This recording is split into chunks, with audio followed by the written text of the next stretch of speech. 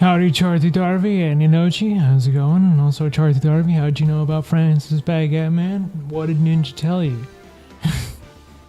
And no worries about the brain power. I've kind of enjoyed kind of like getting to the bottom of these. Honestly, like by far my favorite part of this series is like deciphering everything. Okay, where are we at?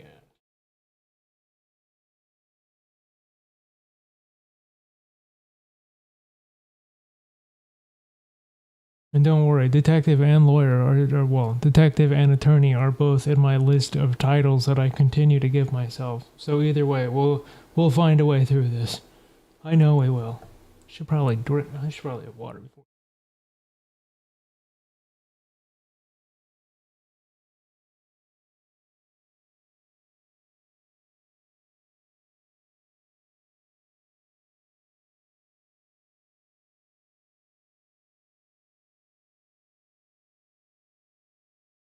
Oh.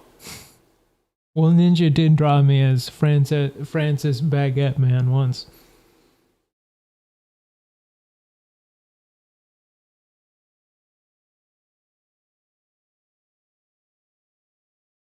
I got a new water bottle, but I had to be like careful how I set it down because it's like hyper resonant. Or what? I need to get into this. I'm so excited. I just like I live specifically to get to Ace Attorney now. Well, I mean, honestly, I can't blame you. It sounds like you're a busy person, especially with that Valentine's thing. I don't know. I don't envy your job. December 26th, 9:44 a.m. District Court, Defendant Lobby Number 2. Oh my god, that's right. Oh my, we get to talk to Edgy Boy. Oh my god, I love him. Karma? That's right, Manfred von Karma. Wow. He's the best prosecutor there is. He hasn't lost a case in his 40-year career. He's a god of prosecution, right? A god! Not a single case. He'll do anything to get a guilty verdict. Anything. Sounds like someone else I know, Edgeworth.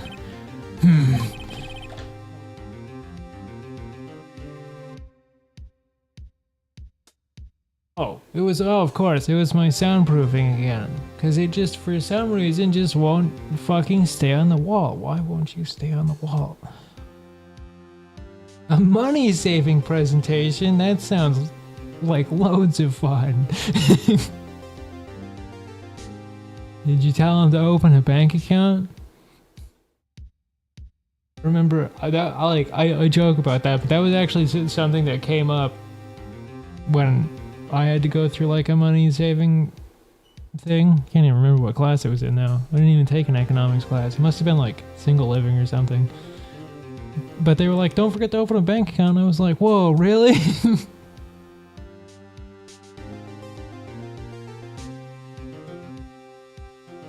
Oh yeah, I understand that though too. I didn't spend that much on it, but I did get like Snapples all the time because they were a lot better than what the school had to offer, and I liked the Snapple. That was about it. That was my advice. You don't understand. I mean, he'll really do anything. Manfred von Karma is a man to be feared. That's quite a claim coming from someone who forges evidence. He taught me what it really means to prosecute. What? Just picture a prosecutor as vicious as me, multiplied by a factor of 10.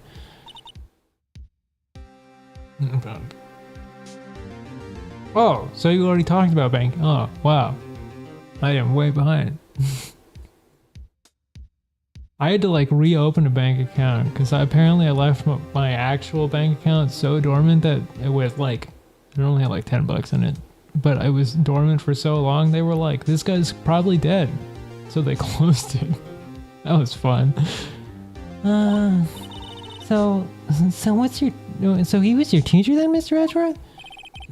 Something like that. And you're trying to get... He's trying to get you found guilty? What a creep. Oh, wait. Maybe he's planning on losing on purpose to help you out. Not a chance. He hasn't lost once in 40 years. 40 years! He's ruthless as me, times 20. That's pretty ruthless. Like I said, he's a god among prosecutors. Guess that's something like Mia was to me. Speaking of Mia... Maya. Uh-huh. We could really use Mia's help right now, don't you think? Oh. I can't. Sorry. I tried. I really tried, but I couldn't reach. Couldn't reach? I think it's because I haven't been training. My powers are weak again. Oh man, what bad timing.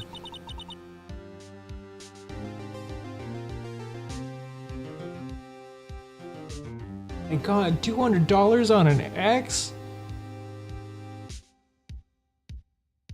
Wow. Wow. Oh, that's rough. Oh man, that's like one of those ones like where your heart just kind of breaks a little bit because like that's so shitty on so many levels. Oof. Well, I hope he got that $200 back. Or thems. I'm really sorry. I'll try my best. I hope so. What are you whispering about? Oh, it's nothing. Well, it's time. Let's head in. Oh god, I forgot what we were doing. Oh right, because that one crazy lady was here. The really scary lady who was all like jumped up on murder. December 26th, 10 a.m., District Court, courtroom number 3. Oh, wow, that's even worse. I didn't even have $200 as a freshman. How the fuck? Actually, you know what? I don't want to know. Court is now in session. The trial of Mr. Miles Edgeworth. The defense is ready, Your Honor. Oh my God, Jesus Christ, he's from like a fucking, like Renaissance man. Von Karma, is prosecution ready? You seriously think that I would stand here were I not completely prepared? Right, my apologies. He's even got the judge scared. Very well, your opening statement, please. Decisive evidence. A decisive witness? What else could possibly be required? Nothing, of course. That should be fine. The prosecution may call the first witness. What's with this guy? Is he royalty or something? How am I supposed to fight against this? I call the detective in charge of this case, Detective Dick Gumshoe. You ever learn his first name? Okay, Gumshoe's first. Let's see how this goes. Okay, it's time to change Gumshoe's voice again. I feel like that's the dynamic now. We never landed on a voice, so now we're just going to consistently change it throughout the entire series. Describe the incident now. Yes, sir. Detective Gumshoe looks nervous. Please take a look at the map. The murder happened late Christmas Eve around midnight.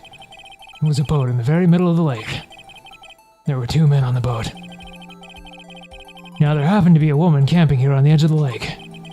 At 12:10 a.m., she heard 2 pistol shots. How do we know specifically they were pistol shots?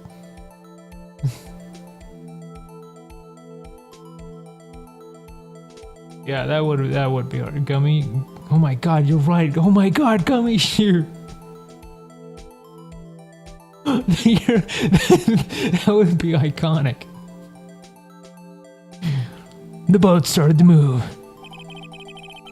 It went towards the boat rental shop. Overhead map added to the court record. Testify to the court about the arrest now. Wait, Mr. Von Karma. That sucked. Yes. Actually, I'm the one who's supposed to be handling the proceedings. What the fuck, dude? Calm down, man. Wrong. There is only one thing you need to do here. You will slam down your gavel and say the word guilty. That is your role.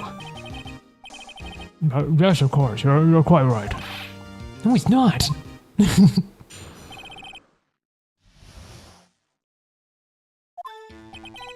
A man called into the station around 30 minutes after midnight. We headed to the scene of the crime as fast as we could. That's where we found Mr. Edgeworth. Now, I didn't suspect him of anything at all, but the next morning, a body was found in the lake. So we had to arrest Mr. Edgeworth. Oh my god, hi Zach! Playing Ace Attorney, can you tell? Very excited. I see, very well. Begin your cross-examination, attorney, now. Wow, the judge actually doesn't get to do anything. My poor man. Don't you rob me of the judge. I love him. Okay, a man called on the station around 30 minutes after midnight. Headed to see the crime as fast as we could. That's where we found Mr. Edgeworth. We didn't suspect him at all. But the next morning, the body was found in the lake. We had to arrest Mr. Edgeworth. Okay, let's see.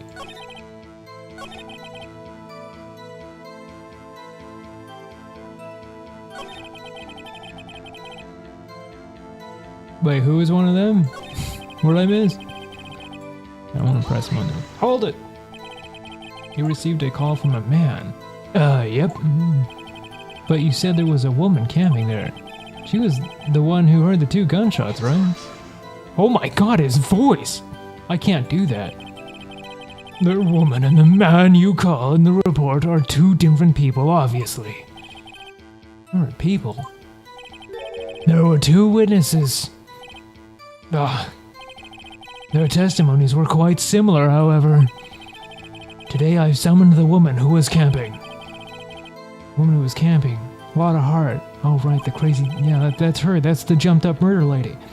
What happened next, detective? We had to see the crime as fast as we could. Where we found Mr. Edgeworth. Okay, but did you actually find Mr. Edgeworth? I want to know more. What was Mr. Edgeworth like when you saw him then? Well, from what I saw, he looked pretty relaxed. Not like a murderer at all, really. Objection! Wow, that is fucking crazy. Detective, this court requires the facts, not your opinion. Okay, no, I can't do that. How many years have you been on the force? Facts only, detective. Hard, cold, objective facts. Yes, sir. Man, he's got a share of objections. Man, I'm curious now, like, what I want to know what all of his, like, dialogue is. What are all his objections? Does he have an objection for every single one? Why didn't you think he was suspicious? You should know. We have a deep, trusting relationship with the prosecutors. Oh my god, he really does. Detective, this court isn't interested in your musings. Deep, trusting, poppycock. I've never heard so many flippant comments from an active detective on the force. Detective Gumshoe doesn't look so good. Continue, now! But then the next morning, a body was found in the lake. Do we know... Did you find any clues on the body? A single bullet was recovered from the body. He was shot through the heart, fatally. Judge, here's the bullet. It didn't strike bone, so its shape is well preserved. Very well. The court accepts this bullet into evidence. Wait, shouldn't this have been accepted into evidence way earlier? Of course he's allowed to say that. He's a prosecuting attorney. Wow, my man got killed by a .22 caliber pistol. Doesn't even hardly make any sound. We had to arrest Edgeworth. Yeah, poppy is a pretty naughty word, isn't it? What? Why is that? Well, we found the murder weapon in the boat. The murder weapon? A pistol. Detective Gumshoe. That is a vital piece of information. Please revise your testimony. Right, sorry, Your Honor. What, was the bullet not vital? Okay, never mind. You know what? Murder weapon was found in the boat. Murder weapon we found was... Why was it divisive evidence then? Do we know it was his? What about the pistol made it decisive, not divisive? I can't do that in that deep voice. Tisk, tisk, tisk. He has the same evil laugh as Edgeworth. There were fingerprints on the pistol found in the boat. They were clear prints from Mr. Edgeworth's right hand. What?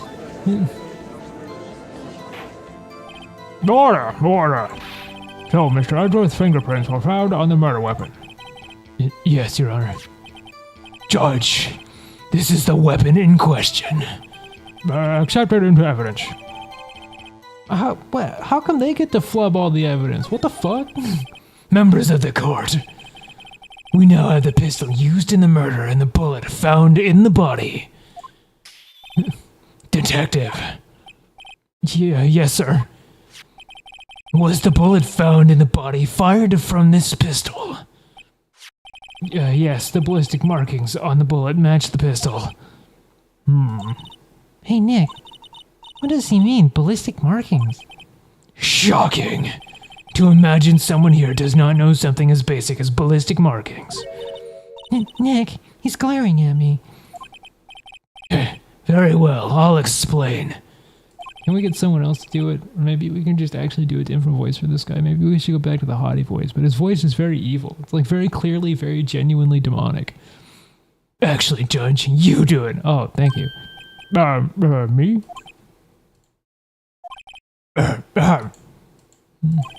Ballistic markings are like the fingerprints of the gun. The barrel leaves distinctive marks on each bullet it fires. You can examine these ballistic fingerprints to see which gun fired the shot. It's quite accurate. Indeed. This leads to one inevitable conclusion. The bullet found in the victim's heart was without a doubt fired from this pistol. This pistol, which, as you may recall, was covered with the defendant's own fingerprints. Order. This is bad. This makes it look like Edgeworth did it. Well, Judge? I'd say it's almost decisive, yes.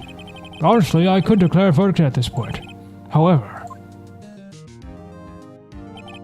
you wish to hear the witness speak, no doubt. Very well. I am somewhat fatigued, and so I will take a brief break. I will call my witness after the recess, which will last 10 minutes. Judge! Yes. What are you doing? A 10-minute recess? No! But, wait, Just bang your flimsy gavel and get on with it, man. Yes. This court will take a 10-minute recess. Who's running this court anyway? I think I might have to change that guy's voice. That is like tearing my throat up. December 26th, 11:09 a.m. District Court, Defendant Lobby Number 2. Edgeworth, what's going on here? Fingerprints were on the murder weapon. And that foggy photo makes one thing clear.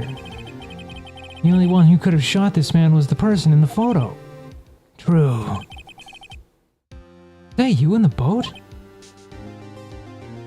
To play yeah, we get to go to fucking recess. I'm gonna go play in the bars. The ones, the monkey bars? Is that what they're called?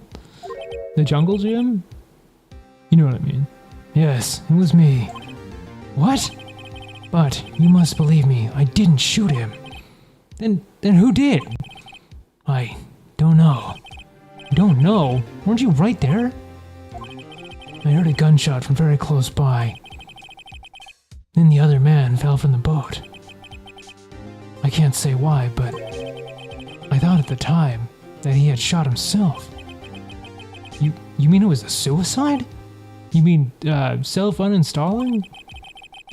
That's the only explanation I can come up with. How am I going to convince anyone of that?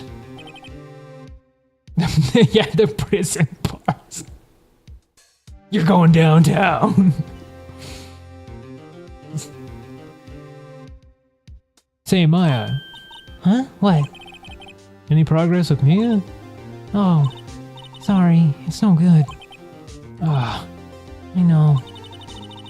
I'm not good for anything, am I, Nick? Whoa, okay, let's not be harsh on yourself here. You're a very kind individual. Yeah, you're useless. I can't call my sister. I might as well not be here, right? No, I definitely need you here. You're my spirit animal. You keep me going. You make me believe in a brighter future for the youth, even though this game is from 2001. No, of course not. I need you here. I can see you're always trying to help out. Even if you don't actually help, it's the thought that counts, right? It's okay, Nick. You don't have to make me feel better. I don't know anything about trials or defense. What's more, I'm a spirit medium who can't even contact spirits. Oh, everyone has their off days. I mean, I've just been getting lucky late. Actually, that's not entirely untrue. But you never know when my luck is gonna run out. In fact, it ran out the last case. Dang. So, you know what? You're doing good, Maya. Really? Whoa, right. Don't jinx this case any more than it already is. It's bad for my heart. Sorry. Whoops. We like her. She's nice. Court is back in session. Mr. Von Karma, call your witness. Yes. We'll miss a lot of heart to take the stand. Oh god, it's the jumped up murder lady. I'm scared. A lot of heart. You are a research student at the university. That I am. Good. Begin telling us what you saw the night of the incident. And don't add anything trivial or subjective. Understand? Oh god. Y'all need to learn some manners. Understand? Well, it was 10 minutes in universe. Maybe time just runs differently, you know, because like we're allowed to like question people a lot, you know, like over and over. So maybe time just like functions differently here. That's my theory. Yeah, I understand. Well, your testimony, please.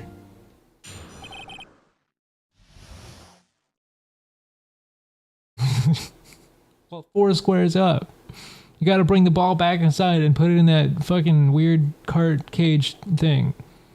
And sign for it or whatever. It was Christmas Eve, just after midnight, I reckon. I was in my car. I heard this bang come from the lake. When I looked out the window, I saw 2 chins in a boat. Then there was another bang. There wasn't nary a thing on the lake but that boat. Enough. Huh? Judge, she happened to take a photo of the incident. This is that photo. Accept it as evidence. Well, this is a surprise. This looks like the very moment of the murder. Order! I will remove the people from this courtroom if I do not have order immediately. As the witness testified, she looked at the lake when she heard the shot. There were no other boats on the lake, so the man in the boat with the victim must have been the one who shot him. Oh my god, you know what? That'd actually be kind of dope. I haven't played Foursquare in...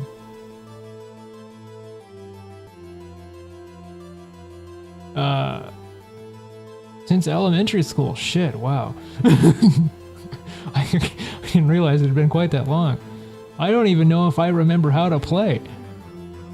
I remember how to play the one with the... What was the ball with the pole that you like smack around a lot? Yes, the defendant, Miles Edgeworth.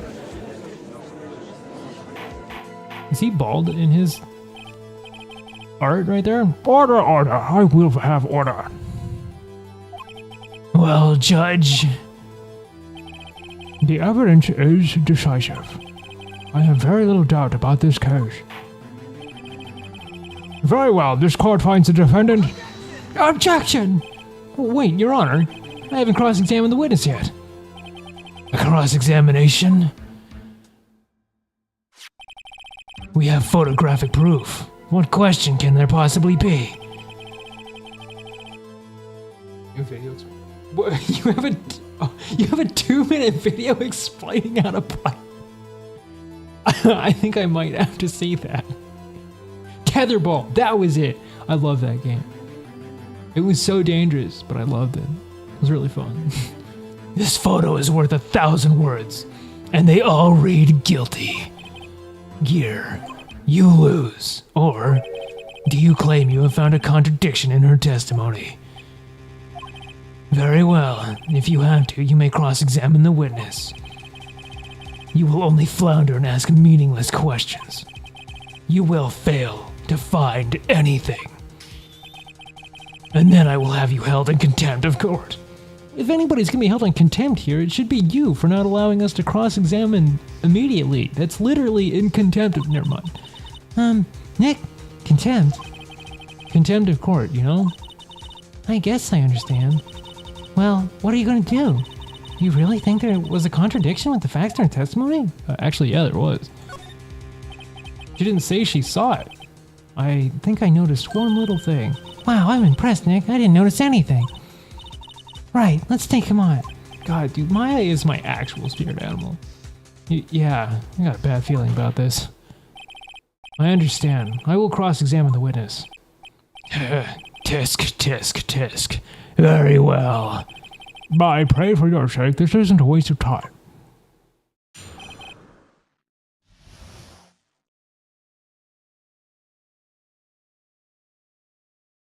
No way. That you chose Foursquare? That is so based.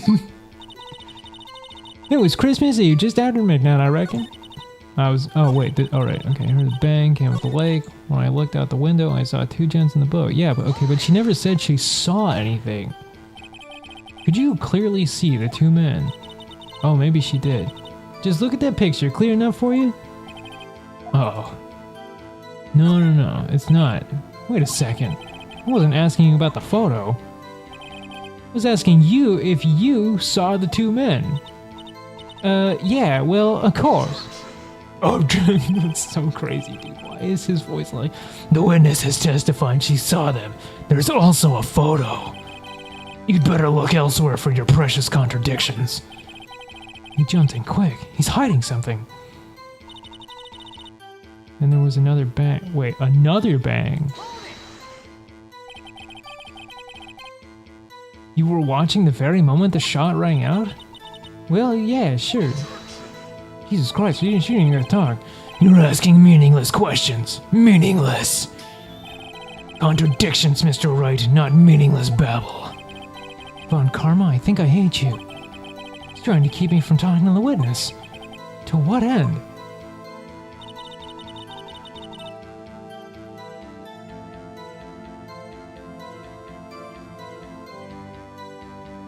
That's so awesome. That's actually so cool. I actually admire you for managing to pull that off. That's really cool. And then anything on the lake but the boat. Okay, and we're absolutely sure there wasn't another boat or anything else, like the Loch Ness, or no, what was the name? What was the Gordy? That was it.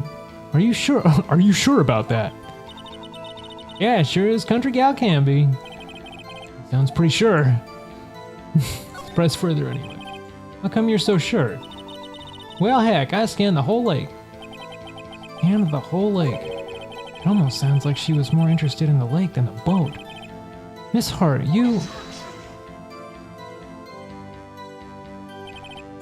Mr. Wright, the witness has answered the question in full.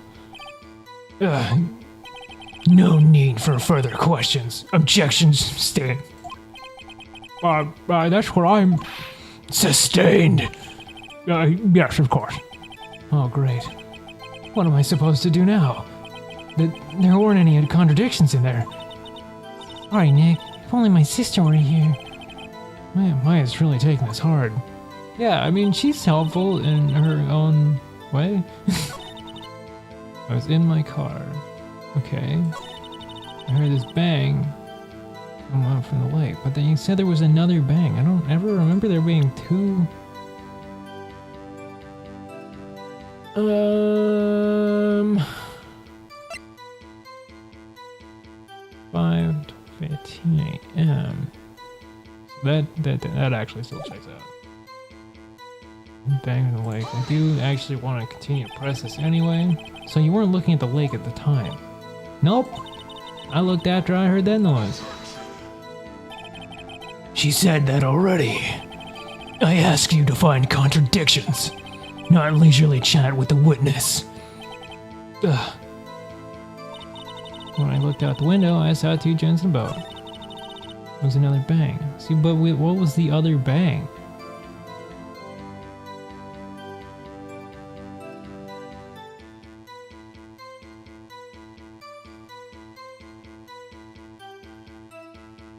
What to do?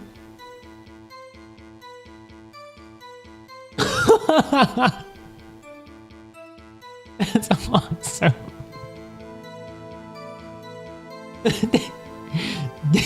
Dang, that means I can't break the rules with my very own Buster Wolf. There's another bang. There wasn't nary a thing on the bone. Okay, let's... bang out on the lake. I was in my car. Let's just press it for everything and see if we can pull anything out. Why were you camping there anyway? I'm a research student at my university. I was taking pictures to use my research. What research? This all sounds suspicious. Wish I had Phoenix right here. Miss Hart, could you be more specific about your research?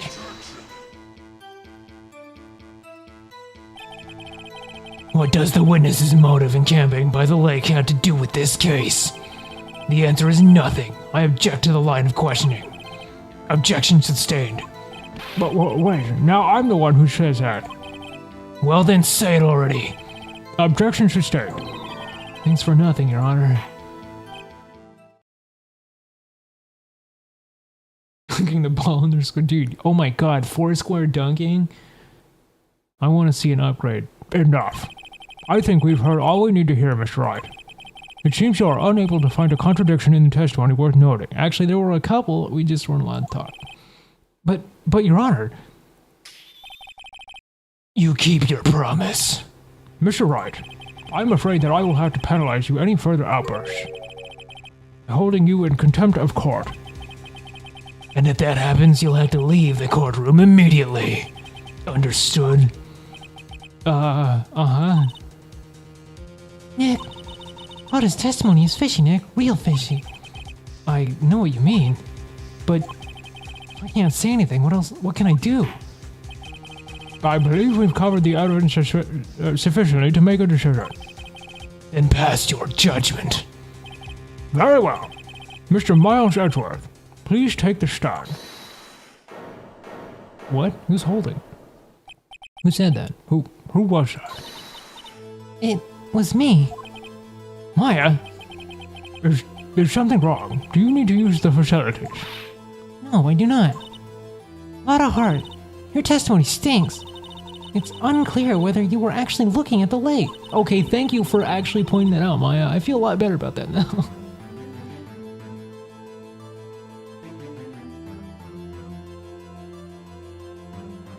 Oh my god, I mean, like, we could do like a whole sub-series on like VTubers explain how to like do really common playground sports. Like VTubers explain how to play Foursquare, tetherball, and I don't know, fucking hopscotch. Is jump rope a game? I know it had. You know, I don't know. That could be kind of funny.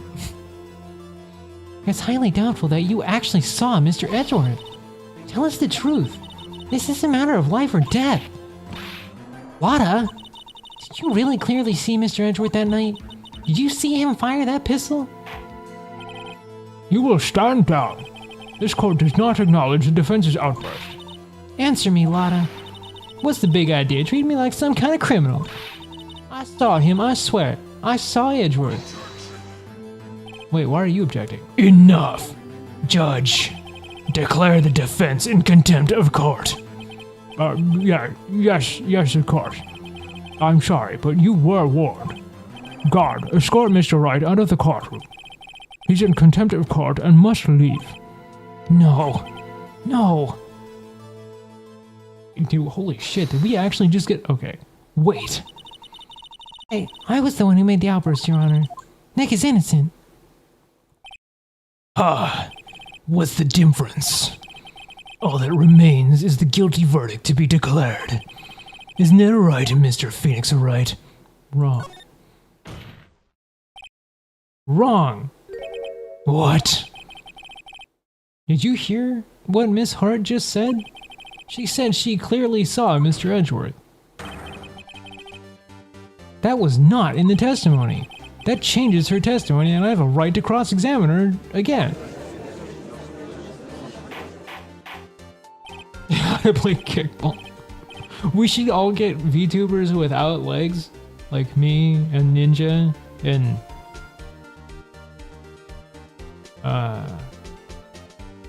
do we know any other VTubers without legs? Order, order, order, order, order. You're in contempt of court. It's too late for wild claims. Judge, sustain my objection. I'm sorry, Mr. Von Karma, but I cannot. What? Miss Lotta Hart has made a new testimony. The defense does have a right to cross-examine her again. But he's in contempt of court. No, I am. If you're going to arrest someone, arrest me. Very well. Maya Fey, you will leave the courtroom immediately. Nick, I did what I could. You had to do the rest. Good luck. Maya? Wait, are we not gonna have Maya? 1v1 kickball? That sounds hard as shit. At least, it sounds one-sided. I feel like a really good kicker. Actually, Ninja could probably kick a ball out of orbit, so I feel like he would just win by default. I care not for this melodrama. Listen well, Mr. Wright. I do not tolerate badgering of my witness. I'm running out of time. I'd better find a contradiction here or else. Mr. Wright, begin your cross-examination. The last statement. I saw it clear as day. The man on the boat was Mr. Edgeworth. That's it? Uh-oh. I don't know if I can find anything in that. But I can't squander Maya's efforts either. Okay. Well, what about the other man? You cannot expect to be allowed to blithely ignore your promise, Mr. Wright. I believe you claimed that there was a contradiction in the witness's testimony. Oh, so we can't even press once? Well, find it. If you can. Mr. Wright, I have to assign you a penalty. Oh my god, we actually do get penalized. But we're cross-exam. Okay, whatever. Damn, that's it? Yeah. Oh my god, that sucks.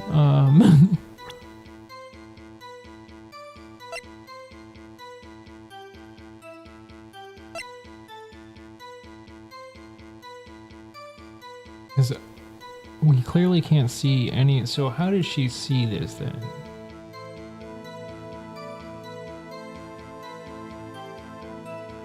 I think it's this. Got you, Miss Hart. Finally. What? You got what? Look at this photo. Look at this photograph. The photo I took? The very same. There's something I want you to see in this photo. It's quite clearly visible. The fog, Miss Hart. So? This picture was taken with professional high-quality film, correct? Yet even it could not capture the faces of the men on the boat. Yet you claim you saw Mr. Edgeworth. How? What? Mr. Wright has a point. That's why I told her not to say that in her testimony. Please. Yet now she has said it, Mr. Von Karma. How could you possibly see Mr. Edgeworth? Explain yourself. Miss Hart, What? did you see the defendant that night? Of course. I said I could, and I meant I could. Then please testify as the circumstances, as to the circumstances of your sighting. I mean, we had to. It was right there. There was no way we could pass up that opportunity. He literally said, "Look at this photograph." I always reach for the low-hanging fruit. I am a man of mild standards at best. I get it. I finally found a hole in Von Karma's carefully vague testimony. Wow, carefully vague is probably the best way I would have worded that. Someone needs to like pay the writers for this game. In fact, you know what? I'm gonna pay them. I'm gonna go find the people that wrote this game. I'm gonna pay them more. You're right. It was cold night and the fog was thick as grits. So once I was finished setting up my camera, I got back in the car.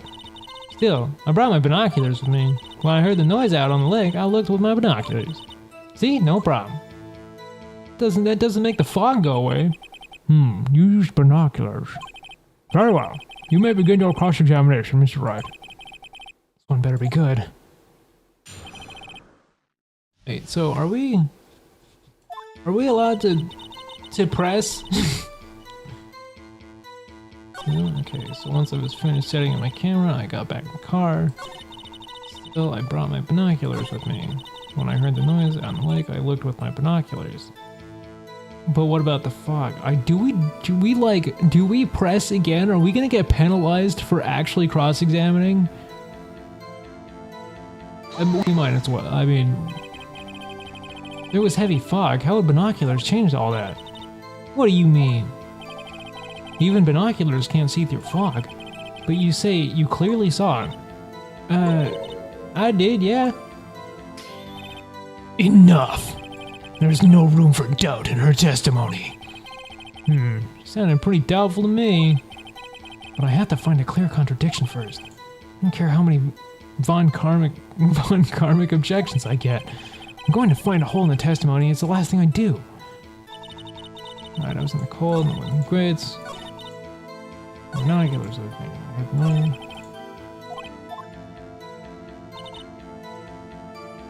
Oh, excuse me. Oh, that voice is tough. I actually... Well, I'm hydrating, but... Salmon with a keen eye.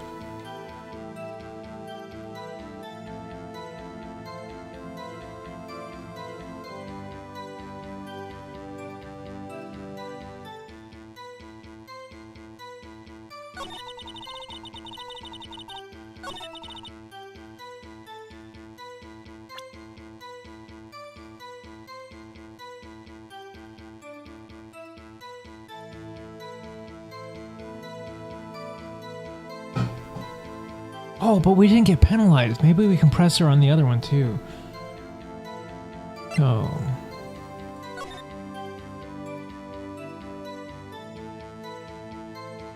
Okay, so that's probably only going to be useful later.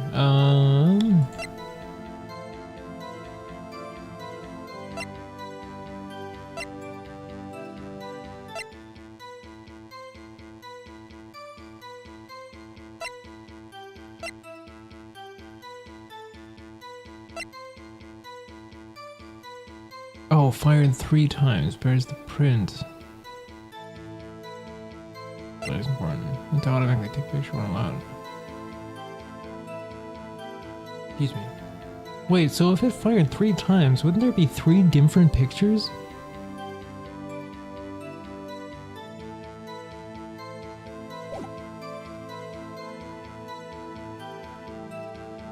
Well, if we're allowed to press again, at least a little bit, then I'm going to. Binoculars. Yeah, binoculars. Yesterday you mentioned that you were out looking for shooting stars, correct? Well, yeah. Wouldn't you need a telescope, not binoculars for that? Oh right, I forgot, she was looking at shooting stars. I've got doubts about your camera too. Did I really need to take pictures of meteor showers even though it was aimed directly at the lake? Camera is irrelevant to this case. You can't say that for certain. Mr. Wright, is the camera really relevant to this case? Well, it took the fucking picture. It's absolutely... What? Why are we even questioning this? If you believe it is, you may continue with this line of questioning. But know this. If you find nothing with this, there will be consequences. Well, Mr. Wright, do you wish to press further about the camera? Yeah, what the... Like, it's literally a no-brainer for once. This is make it or break it time. The camera is of utmost importance, Your Honor. It is perhaps the key to this entire case. I have to agree. Therefore, I will continue my line of questioning. Oh, maybe I went a little overboard there. Man, I love Phoenix. I love Phoenix so much. Very well. Miss Hart, you will testify to the court about the camera. Yeah, I hear you. The camera was set up to take pictures of a meteor shower. When I heard the noise out the lake, I looked with my binoculars. Okay, so... Alright, that was that one.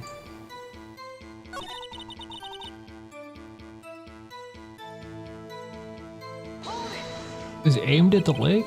Miss Hart, what made you choose that lake to photograph meteors? You know, the fog gets thick on that lake. It's not very suited for stargazing. Yeah, well, you see, I guess I wasn't thinking too straight. Ha! It's alright. I will not have you badgering my witness because of her challenged intellect. Ooh, huh. Now, wait a minute. Continue your testimony. You were saying how it was... Wait, was that you saw Edgeworth? No unnecessary comments, please. Noise in the lake, I looked with my binoculars.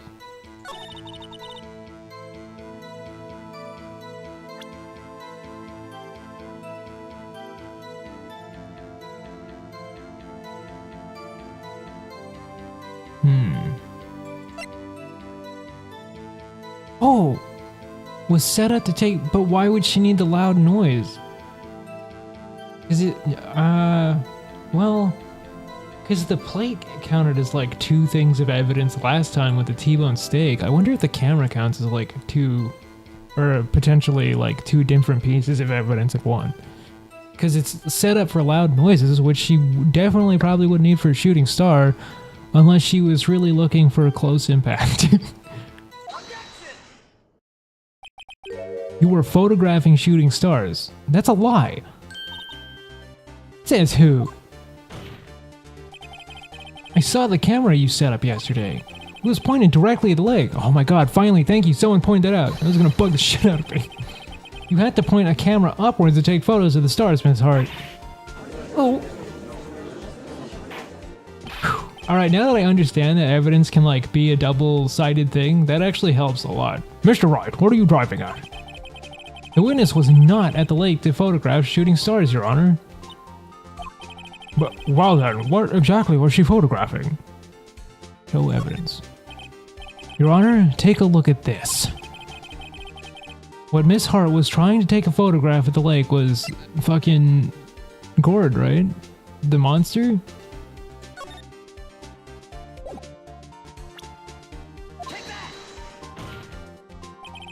Miss Hart, this is what you were trying to photograph. What's this? A newspaper article? Gordy. Ah, the sighting at Gold Lake. Well, Miss Hart? Oh my god, was that actually it? I never heard of no lake monster. You got proof or something?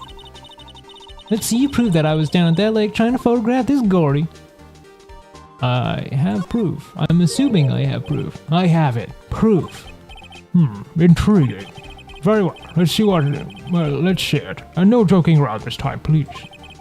What proof that the witness was trying to photograph Gordy?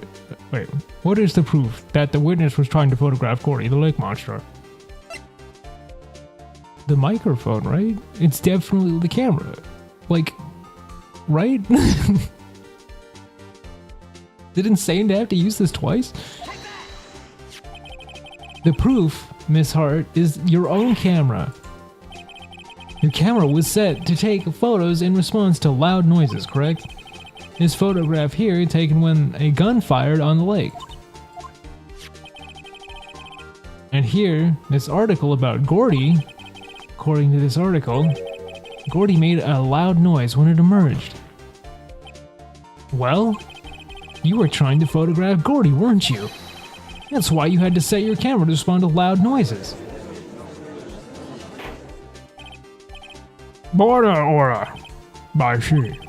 I too thought it was a little strange. Yeah, sure. Well, Miss Hart? You were camping there to try and take photos of a photo of Gordy, weren't you? Yeah. Not bad. Are all you lawyers that smart? God, I hope so. Go through like how many years of school to be a lawyer? Like something crazy, like 7. So smart boy. I was down there trying to photograph Gordy. You got me. So what? Huh? That don't change what I saw, does it? Exactly. What you just used several precious minutes of our time to prove is nothing more than the witness is an idiot who thinks monsters exist. Hey. But as she succinctly said, so what? It changes nothing. Not true. You were hiding the whole thing about Gordy for some reason, I know it. What could it have been? Whatever it is, getting to the bottom of this. Miss Hart, why did you hide the fact that you were searching for Gordy from this court? Please revise your testimony. Right, fine, I'll testify. It won't change nothing, though. Something will change. It has to. And I'm going to spot it.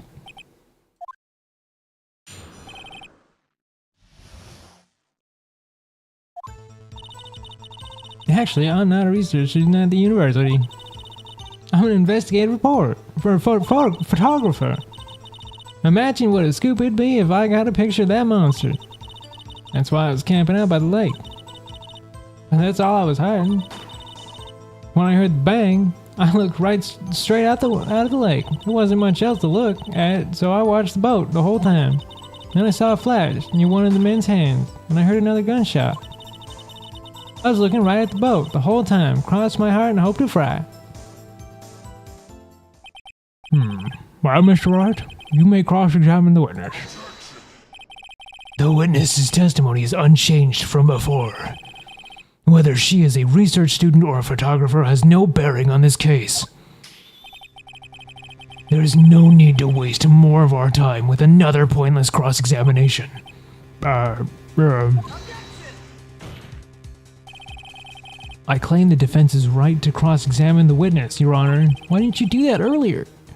Von Karma's up to something, I know it. He doesn't want me to cross-examine her because... why? Is there a contradiction? Very well, you may begin the cross-examination. You seem sure of yourself. You must have something in mind. Ha, that would be a first. Very funny. You understand that this is your last chance at cross-examination, Mr. Wright.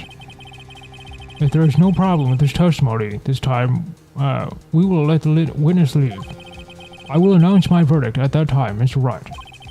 Understood? Yes, Your Honor. Oh, no pressure. Actually, I'm not a research student at the university. I'm an investigative photographer. By a leg. That's all I was hiding. When I heard the bang, I looked right. And then I saw a flash near one of the man's hand. And I heard another gunshot. Yeah, but there has to be something.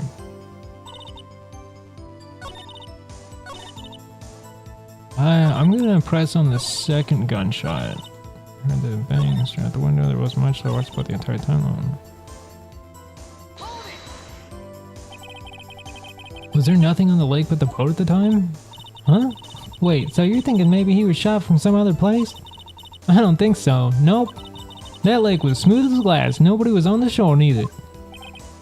I better find some sort of contradiction in his testimony. I won't be able to be part of it either way. But okay, so the gun said it was fired 3 times, right? But she never heard the third shot? Photographer, I imagine what a scoop would be if I got the picture of the monster. That's why I was camping out the lake, but that's all I was hiding.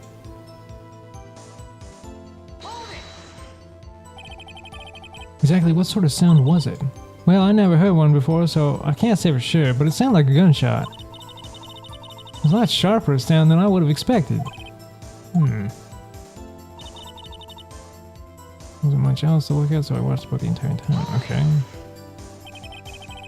There wasn't much else to look at. Yep. I don't know. She's heard a bang. She thought Gordy was out there. Kinda doubt she'd waste any time looking at a boat. What? What'd I do now? Give me that look for. Definitely suspicious. Maybe it's time for some evidence.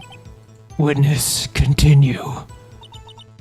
Hold your hush puppies, Pops. I'm getting there. Okay, so we know for sure. Okay. What's our evidence here?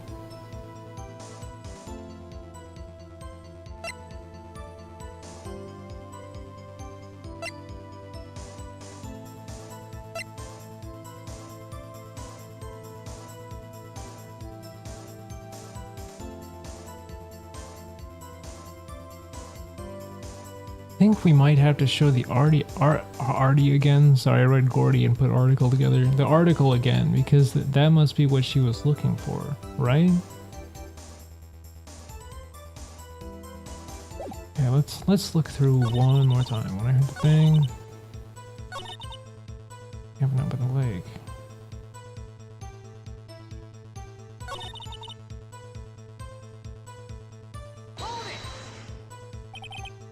Is Gordy really all that newsworthy? Heck yeah, they even had him up on TV. Not sure that appearing on local news Rumors of the Month segment qualifies. Last month's segment was Bigfoot sighted on Acorn Hill, I believe. Hey, they also had a picture in the newspaper for real. Mr. Wright, this is one fight I do not believe you can win. Let's keep moving, John, shall we? Yes, Your Honor. I think we might have to show the article again, honestly.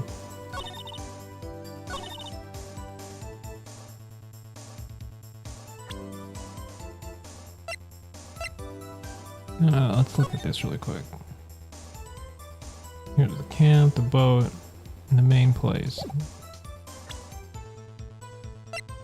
It's worth a shot. I think we should at least try it. Miss Hart, you were really looking at, were you really looking at the boat? Well, what's with you? Of course I was looking at it. It was the only thing out there. Any normal person would be looking at it. I agree. Any normal person would. But you are far from normal. Well, what? Y'all want to step over here and say that? Oh, courtroom brawl. You were camping at the lake to take a picture of Gordy. Think about it. What would you do if you heard a loud noise? You'd be scanning the lake for any sign of Gordy, that's what. You wouldn't give a boat a second thought. Order. Continue, Mr. Wright. You testified that you were watching the boat through binoculars. However, you wouldn't need binoculars to watch the boat. You needed them to search for Gordy. And that's what you were doing. Oh? Well, now that y'all mention it, I did sort of take my binoculars and kind of scan the lake a bit. I mean, Gordy might be out there and all. Miss Hart, are you saying that you were not watching the boat then? Sorry, y'all. I was fibbing, really. Or I wasn't fibbing, really. I thought, I could be a witness to a murder and all. God, she really is jumped up on murder. Must be the photojournalist in her. That all makes sense now. Probably could have put that together just by the fact that she was so enthusiastic about a murder case. I kind of got excited. I was sure I was watching the boat, till now. This is totally uncalled for. But hey, you got the photograph. You got proof. Still, we can't see who is shooting who in this. Right. That's why I took this photo and... Uh-oh. Oh, right, because she got it fucking hyper-analyzed or whatever. Witness, that's enough. You've had a long day. Shut your pie hole. Shut my what? What was she going to say? She took the photo and what? Wait a second. Yeah, because she talked about having it, enlarged or whatever. She even has a photo to prove it. You really can't tell from the photo who's shooting. Why she said she's going to enlarge the photo. Said it'll drop the quality a mite, which should let us see who is who. She enlarged that photo. Why won't Von Karma let her show it?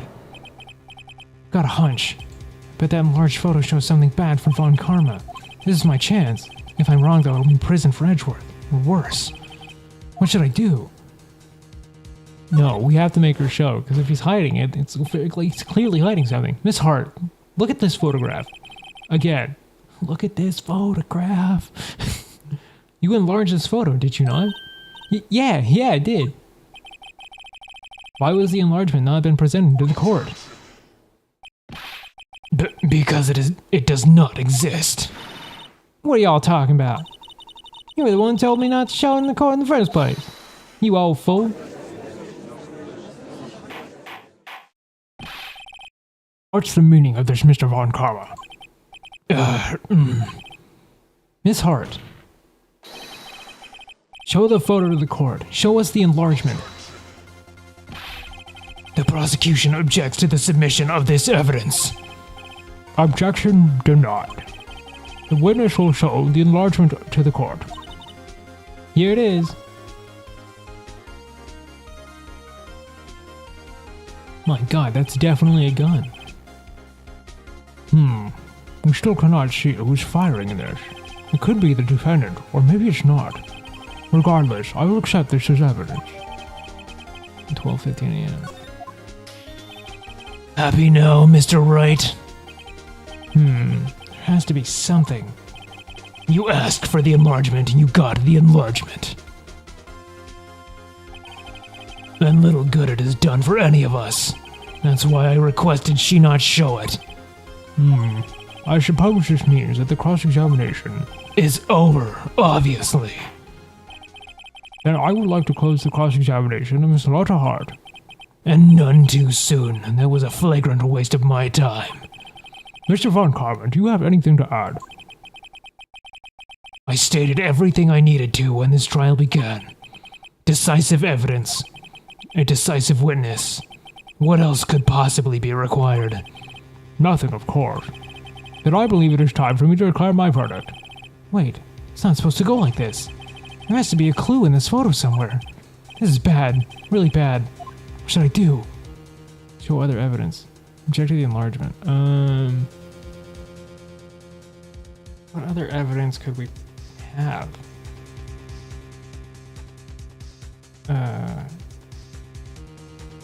The gun? Is it the right gun? Shit, I need to... Wait, Your Honor, this evidence. I believe we have spent enough time talking about evidence. Indeed. We've heard opinions on every piece of evidence, but this enlargement. I see no objection in retracing one of our steps. This is bad. Oh, so, okay. Man, I need to learn how to read. Your Honor, there is something to say. Oh, that's what we're objecting to. Okay, yeah, never mind. I do need to learn how to read. My apologies. Well, we lost the last case. Couldn't read. There is something decisively strange with this enlargement. Well, what might that be? I think it might be the gun.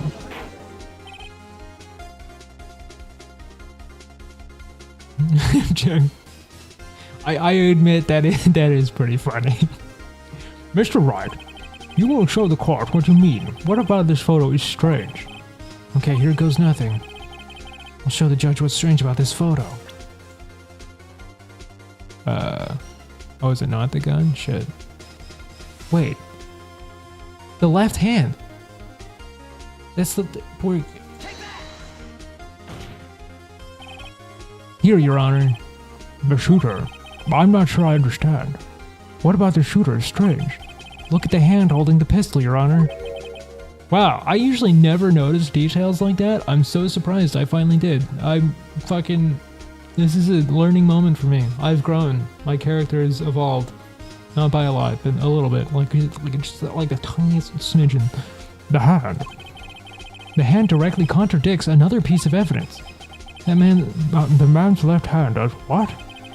Let me show you. I'll show you the evidence that contradicts it.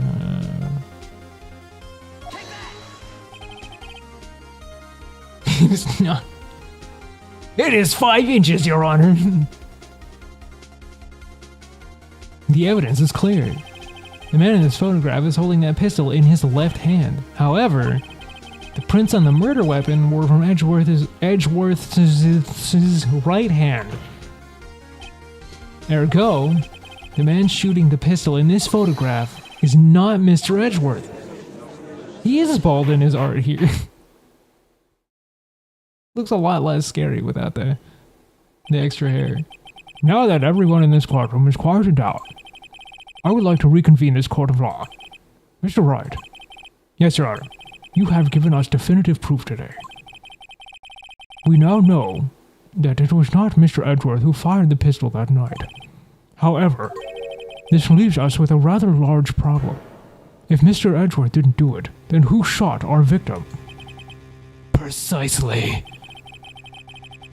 And we have not seen as we have seen, there were no other people on the lake that night. Who but the defendant could have shot the victim? The victim himself, because that's what Edgeworth said. He thought it was a suicide, right? There's only one explanation remaining. The man who shot the victim was none other than the victim himself. Order, order. So, you're saying that the victim committed suicide? Yes, Your Honor. I can think of no other explanation. Indeed, that does seem to be the only remaining option. I'm so very, very sorry, Mr. Wright, but suicide is out of the question. What? An examination of the victim's wound reveals the distance at which he was shot. The distance? The victim was clearly shot from further than a meter away. A meter? That's 3 feet. There's no way it could have been suicide. Order! Order! Mr. Von Karma, are you sure of the accuracy of your data? Of course, I already had considered the possibility of suicide, you see. How come we're just now getting the autopsy report? I see. Very well, allow me to state my opinion. Considering the situation with the shooter had to be the defendant, Mr. Edgeworth. However, the prints on the gun reveal that the shooter was not Mr. Edgeworth. This is a conundrum. Therefore, I would like to suspend proceedings for this trial for the day. The court orders the defense and the prosecution to further investigate this matter. Understood. Yes, Your Honor. That is all. Court is adjourned. Yeah, we did it. December 26, 1:15 p.m. District Court Defendant Lobby Number 2. That was a close one. Hey, don't you have anything to say? No, I haven't yet to be declared innocent, Wright. Well, yeah, but what happened out there on the lake? What happened out there on the lake anyway? If he didn't commit suicide, then who? The shooter was about a meter away, too. What? Don't give me that look. I did not kill him. I was just kidding around. I feel like this is maybe not the best thing to kid around about. Look, I'm going to go check on Maya. Oh, right. What? Tell her something for me. What?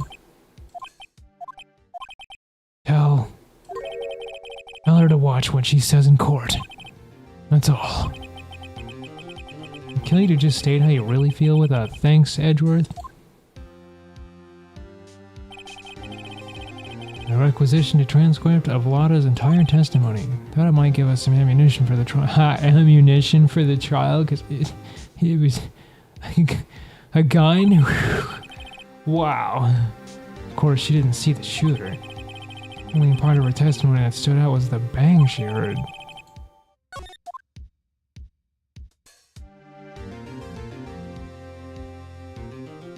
Wow, we handled that one pretty well, actually.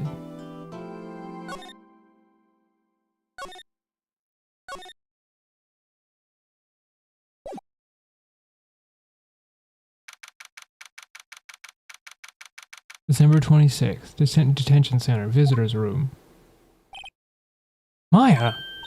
Hey, Nick, it's you. I'm glad Mr. Edgeworth made it through the day okay. It's a relief. Hey, why'd you do that anyway? I don't know. I just knew I had to do something. No, I'm not the lawyer. My sister was. I'm sorry. Well, you did save the trial. Behave from now on, okay? Oh, okay. What do you gotta say, Maya?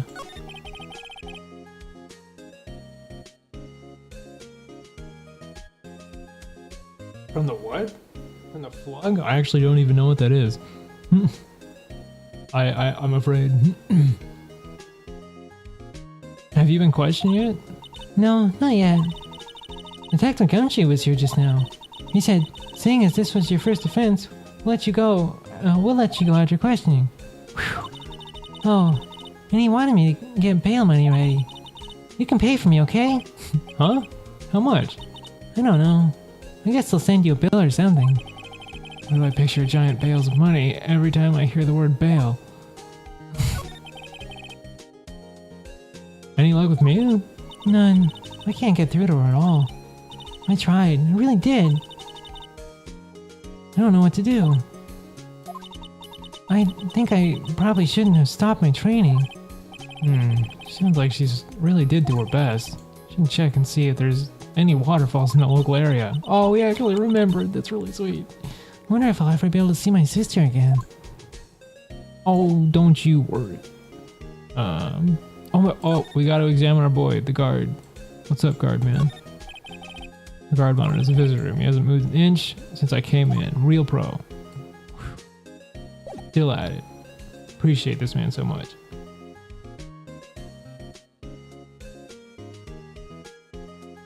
Oh, no, actually actually I didn't really have any inspiration originally. I just like the idea of a paper bag. Like, I love the idea of having a paper bag over your head, but then I like the idea of having a sentient paper bag. And then I played Guilty Gear, and then Faust became a lot of my inspiration. I wonder if we should show her this testimony. I want to see if she has anything to say about it. Sorry, I'm fresh. Oh, damn it. I figured, oh man, I thought that would like cheer her up a little. Come on, man. Cheer her up. She needs it. Oh, do we need to like get the fuck out of here? Oh my god, where's Gumshoe? We gotta talk to Gumshoe. December 26th, Police Department, Criminal Affairs. Detective Gumshoe's not here. Gumshoe's at the scene again today. Huh? Oh, really? He's a live wire, that one.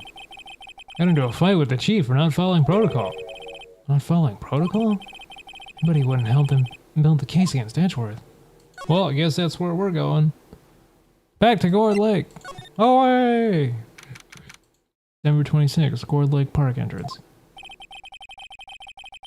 There are fewer than there were yesterday, but the cops are still around in the park. I wonder if Detective Gumshoe's here today. Gourd Lake Public Beach. Let's go. Number 26, Gourd Lake Public Beach. I haven't seen Larry around today at all. Probably off paying through the nose on a date with a lovely fiance. We get any word on the samurai dogs? Hot dog stands. Closed. The Christmas French list. Oh, no.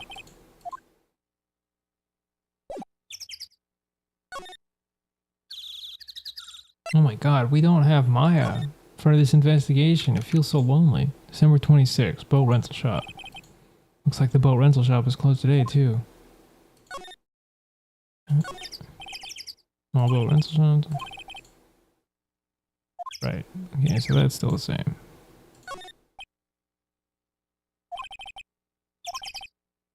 Police took away the actual boat that was used that night. Indeed, there is space for one more boat at the dock. Okay.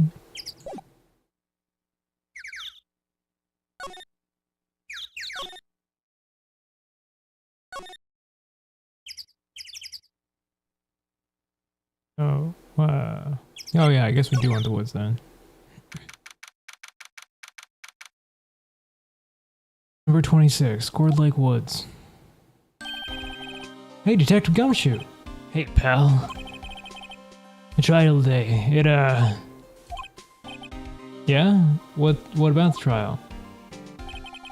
Well, I was going to say good show, but it wasn't really all that. Though you did save Mr. Edgeworth, I guess. Wasn't sure how to thank you, you know? Thanks. Detective Gumshoe, any idea what strategy Von Karma is planning for tomorrow? Sounds like he's bringing another witness. Another witness? Oh, right. He said something about that in the trial day. There were 2 witnesses. I gotta ease up on that voice. I can actually feel it destroying my throat. It hurts. I was wondering who that other witness was. Oh, I was wondering who that other witness was. Who was it? Alright, pal. As much as I'd like to, I'm not at liberty to divulge that information. Right. Oh, right. I wanted to ask you something about Edgeworth. What's up? Are you afraid of earthquakes? I never heard anything about that before. Mr. Edgeworth doesn't talk about himself too much, you see. There's one thing that's clear as day. Him hating crime the way he does, and him becoming prosecutor, and him being scared of earthquakes, it all started with that incident. The DL6 incident? Yep, that's the one. 15 years ago, when he saw his father shot before his very eyes. Feels the pain now. You can see it in his eyes. Depressing. I wanted to talk to you about Maya Fey. Huh? She's not out on bail yet? That's strange. I told him to let her go as soon as they had her report written up. Man, I don't know what would have happened in the courtroom today if it weren't for her. Seeing her getting dragged out by the bailiff. I'll be honest with you, pal. Shed a tear or two. Mr. Edgeworth, he was so moved I saw his lip trembling. Really? Cold as ice, Edgeworth? He was really grateful for what she did, you know? I'm gonna head back to the station. I'll get to the report on Maya and get her out of there as soon as I can. Thank you. Oh, wait. I was wondering how much is bail gonna be? Don't worry about that. Mr. Edgeworth is posting the whole amount. What? Edgeworth? Didn't I tell you? I was grateful to her for what she did. Alright, pal. Well, I don't want to go and forget her. Or go to forget to pick her up, okay? Maybe I can get Edgeworth to pay this month's rent, too. Damn. Oh my god, we gotta go get her.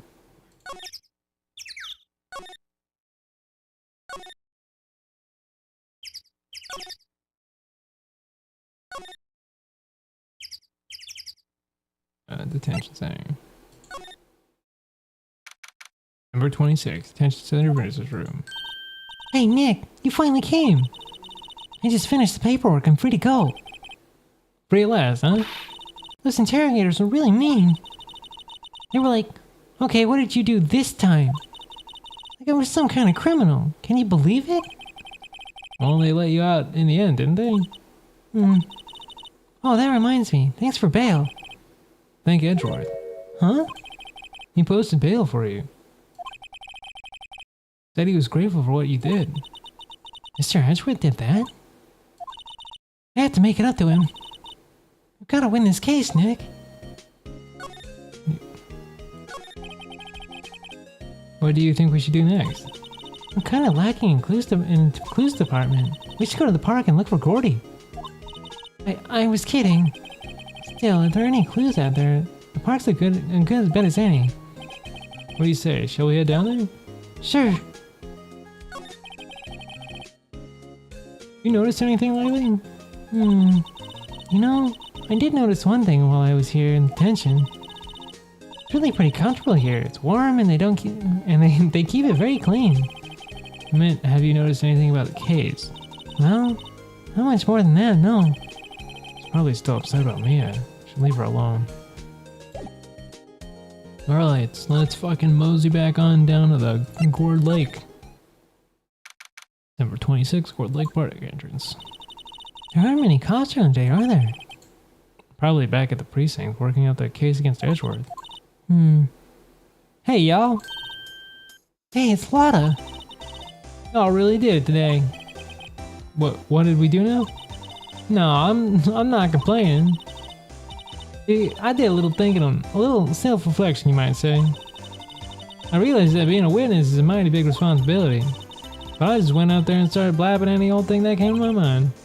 Lotta. So you see, I want to make it up to y'all. Make it up? What did you think of today? Wait, what did you think of the trial?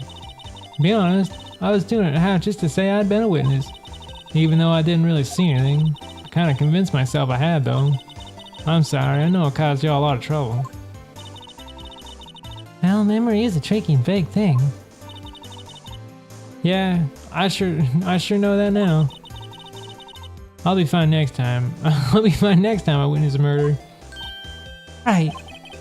You mean the first time you witness a murder? What about Gordy? Right. Well, the way I figured, the trial's only stoking the flames of Gordy fever. I'll get my exclusive photos and rock the starter. All right, Lotta, you go, girl. I wish I could be an investigative photographer too. Finish your spirit medium training first. Lotta, what do you mean by making it up to us? Well, you see, actually, I got a bit of information for you. What? And Von Karma didn't want me to say nothing about it. What information? Now we're getting to the heat of it, heart of it. So I reckon we might be able to do ourselves a little exchange. Exchange? I thought this was to make it up to us. Right. I propose a little exchange to make it up to you. What? Information don't come cheap, my friend. Hey. I see you thinking, my, how unsophisticated these southern folk are. And all over your face. Let me tell you, most southerners are way more sophisticated than you. I'm just the exception, okay? Can't get a read on this lady. Well, yeah, I mean, I have. She said it herself. She's got her own southern drawl. I'm just trying my best. Well, what'll be? We're gonna deal or not? Well, what do we do, Nick? Fine, for a fucking deal. Just give me the evidence, lady. You should already be arrested for fucking being in contempt of court. You were the one that was literally actually in contempt. And also falsified evidence. You should be in prison. We don't have any other leads, so I don't think we have a choice here. Okay, how much? Huh? You completely off your rocker? I may not be sophisticated, but I'm not trying to rob you, rob the poor. Huh? The only fair exchange for information is information. Listen good. What I need from you is information about Gordy. Whoa, Gordy? But Gordy doesn't, I mean, Gordy might not exist. Then bring me proof that shows he doesn't. I'll be keeping watch from the car, okay? You see something, y'all come to me first, got it? Oh, okay. Right, see y'all later. Okay, Nick, let's get hunting. Hunting? You don't seriously mean... Gordy, I sure do. What about Edgeworth? We're searching for Gordy. For him, Nick. Don't you get it? Okay, and how exactly do we search for a make-believe monster? We will have a good stream. This time I swear I won't fail. Maybe.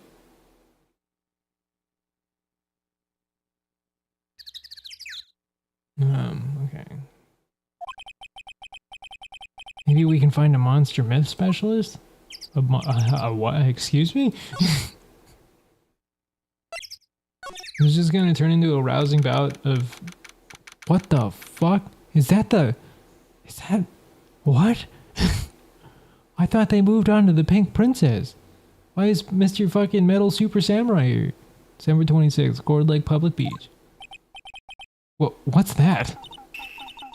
The Steel Samurai, Nick. Yo, Maya!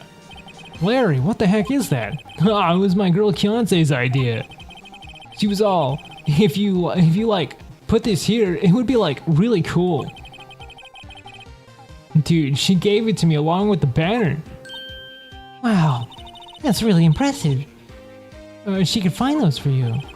Well, she knows a lot of people. And that show's finished now, so we got him for free. Right. My god, I just realized his sleeves are too long. Yo, Nick. What happened with Edgy? Well, we made it through the first day in court, alright? I don't know how good our prospects are from here on, though. Huh. Hey Larry, did you know Mr. Edgeworth's secret weakness? He's terrified of earthquakes. He acts like a little boy. Huh? That's weird. I don't think he... fuck, now I got all my voices all mixed up. I don't think he was ever like that in school. No? Really? Well, we were only in the same class for a little bit. He transferred schools pretty quickly. Transferred? Right. When the DL Sticks incident happened. Doesn't look like Larry knows about it, though. Hey, Larry. When did you get that big thing? Huh? Oh, this big guy. I've had that for about a month, yeah. A big hit with the kids. Why wasn't it there yesterday? Huh? Huh? Oh, right. The compressor was busted. Compressor? Yeah, it's that little unit in my hot dog stand. What I used to put air in Steel Samurai. Broke a little while ago. I sent it in for repairs. Oh. Yeah, I thought you'd inflated it by yourself.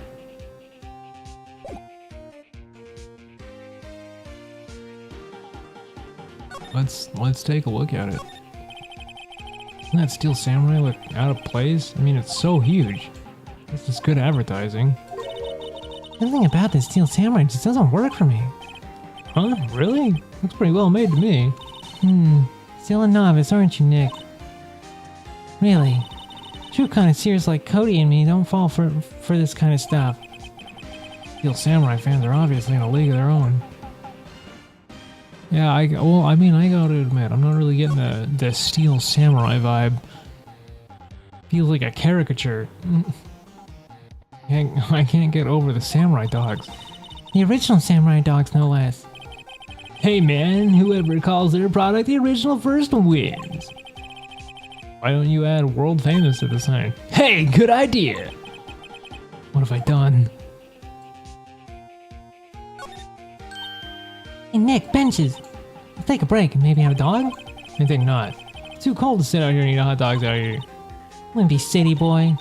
You should try standing under a freezing waterfall sometime. What's this machine? That's a compressor. I used to fill up the balloon with air.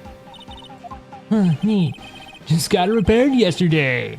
Man, what a drag that was. The trash can's empty. At least the place is well maintained. I almost didn't say it soon. Oh.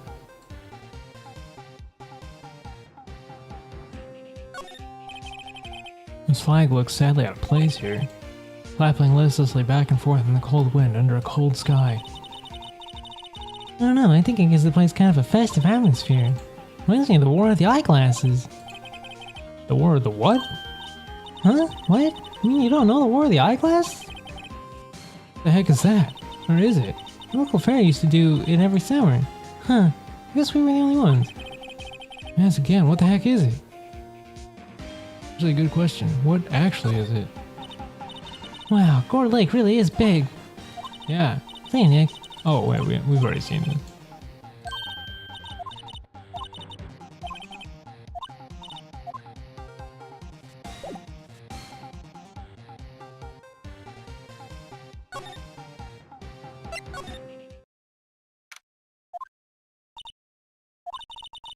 Oh, it's so quiet here. I mean, the boat shop is closed for good. Well, with the murder on the lake and all. Probably just taking vacation till it blows over. I get it. Gotta be something here, though.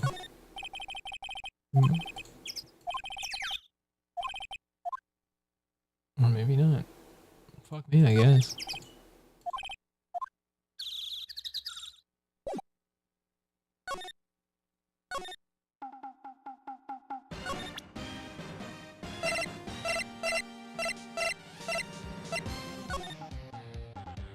I'm assuming Butts is our resident, what do you call him?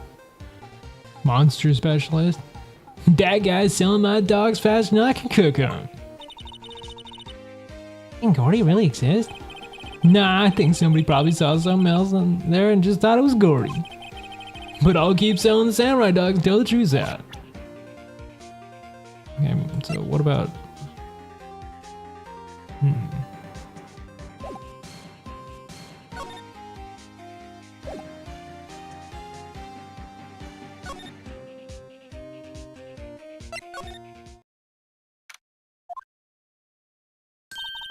Hey, y'all.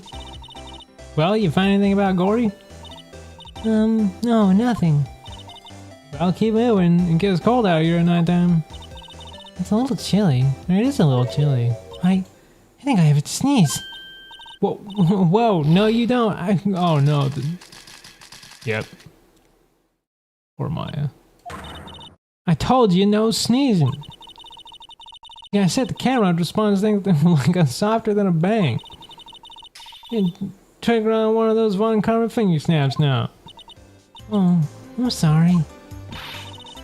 Yeah, well, sorry's nice, but what about my film? Eh, pay the lady. So,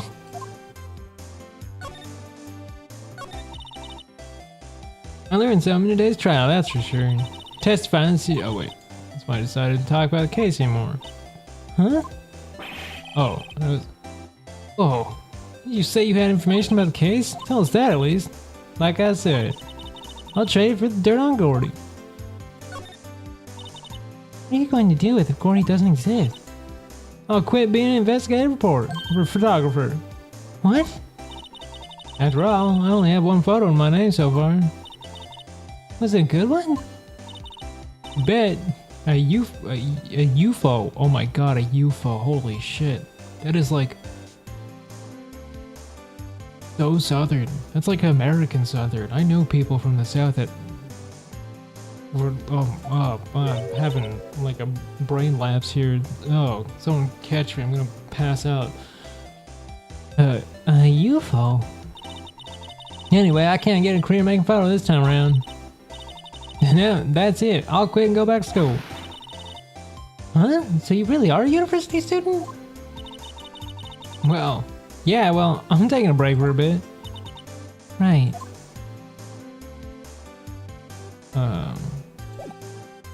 Wait.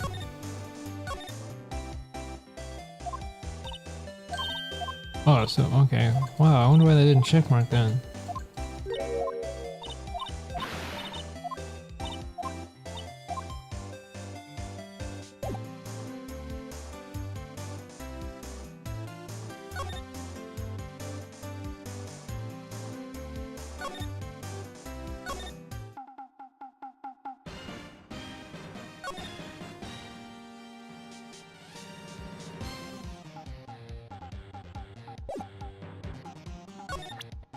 What do you know, Butts? Sorry, Nick. I don't know much about that.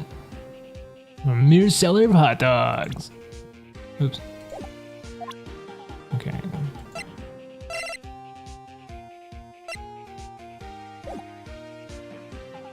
He doesn't know, maybe Gumshoe does.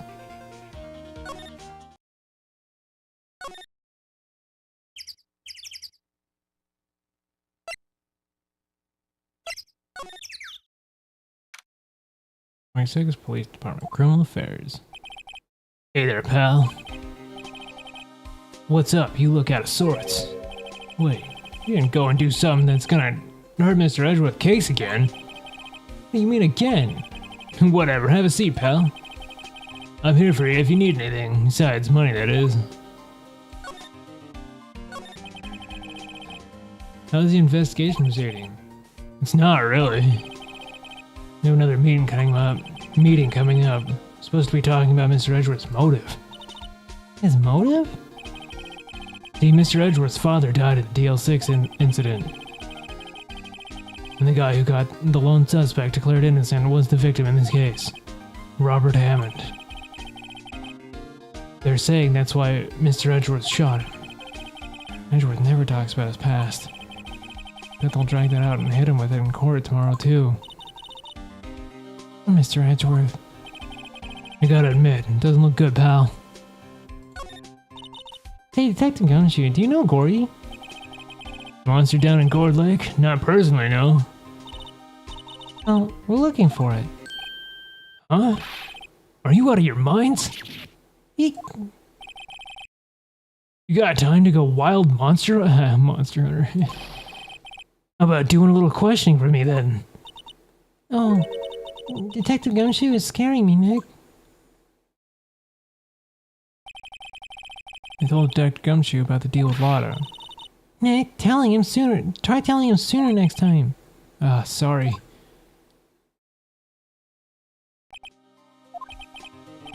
I see, pal. Sorry for shouting at you. Okay. I, Detective Gumshoe, will aid you in your search for Gordy. Huh? I'll loan you one of our newest secret weapons for this finding evidence. Really? You can take whichever one you like. Okay, give us the goods. Hold on now, everything's in due time. First, let me show them to you. These are our best and brightest.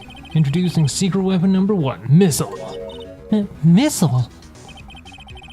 He's a canine police dog. A dog. Missile. Missile, here, boy. Oh my god. Here he is. Hey, he's cute. Look, Nick, cute dog. Oh my god. Fucking, god damn it, Maya. Stop being my spirit animal. Get the fuck out of here. Dog. This will help us. How? Next secret weapon number 2, a fishing pole. Here, this is my own personal pole. Detective Gumshoe. We're looking for a monster. Yeah. How are we supposed to catch a whole sea monster with a fishing pole? Never know till you try, pal. Okay, this next one's the last one. No, please, I'm already overwhelmed by our choices. Secret weapon number 3, a metal detector. Here. Detective Gumshoe, we're looking for something alive. Right.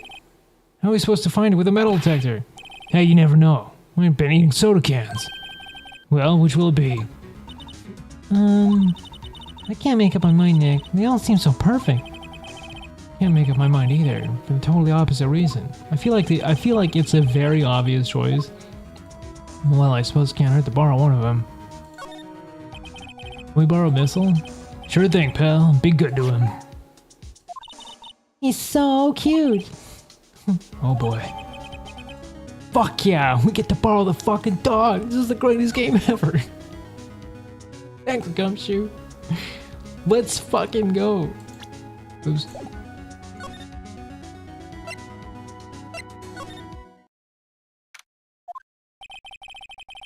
Looks like Edgeworth isn't questioning. Let's come back later. Oh, damn it. Does that mean we can't show Edgeworth the dog? Fuck. Guess so. That was like my whole motive for coming here. I wanted to show Edgeworth the dog. Grossberg? Why do we have to go back to... 26, Grossberg Law Offices. Apparently Mr. Grossberg is on vacation today. Well, I can come back tomorrow if I need anything. What about the dog? Can dogs sniff things? Sniff, Missile, sniff.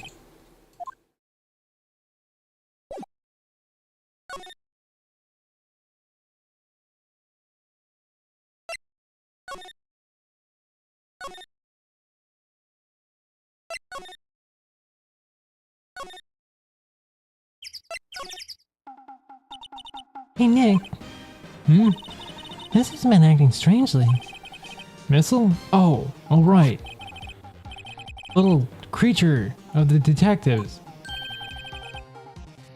Oh my god, hi, excuse me, hi, goddamn, sorry, I was doing that fucking evil prosecutor voice and I admitted maybe it was not the right choice, but hello, we got a fucking dog, making this definitively one of the greatest games ever made. Hey, I love little doggies. Good boy, good boy. Oh my god. What's wrong, Missile? Holy shit. Eee. Missile! Missile! Oh my god. He's eating butts. Whoa, whoa, stop that thing. Cannibal is eating. What? Must have had a hot dog in his pocket. My samurai dogs. Wow, he ate every single one. I'm sorry, Larry. Sorry. Sorry, don't pay my bills, Nick. It's gonna have to this time.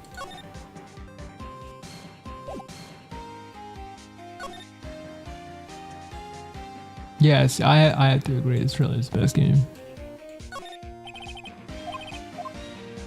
Okay.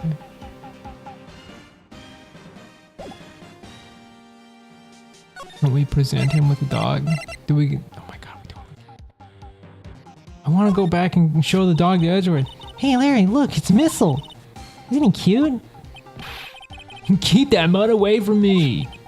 What am I gonna do? Tell the big boss? Or what am I gonna tell the big boss? He's a big boss and Oh my god, big boss? Like John Metal Gear? Oh my god, that would be hilarious. We should actually go try that. Nick, maybe the stand is the front for a mafia money laundering scheme. Maya, I think you should probably try to look a little sorry about what happened. Oh, right. My poor dogs. Fucking, we love Missile. Let's go see. Well, let's actually go see if he'll. Oh. Shit. Damn. Bark, bark.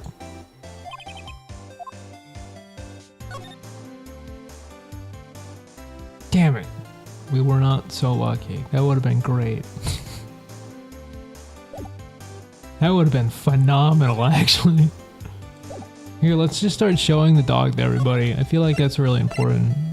I feel like it's relevant to the case. Look at the dog. Hey Lotta, Oh, cute. Is he yours? this canine police dog, his name's Missile. Huh.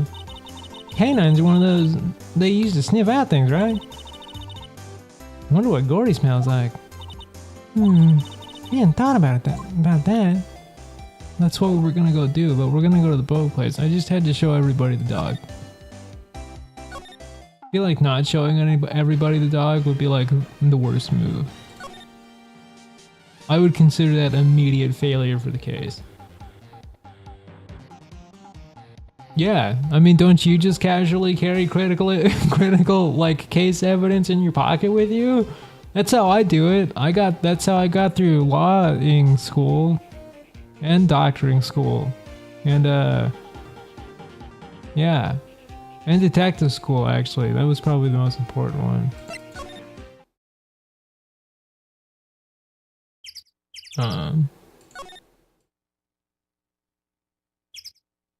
How do we make dog?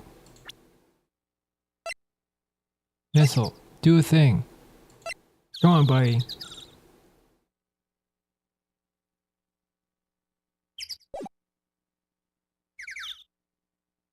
You're really nothing to like. Oops.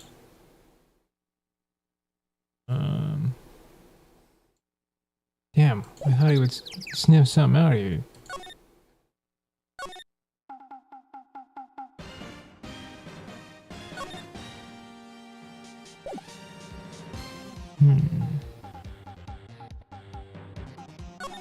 Go back to the camp then really quick.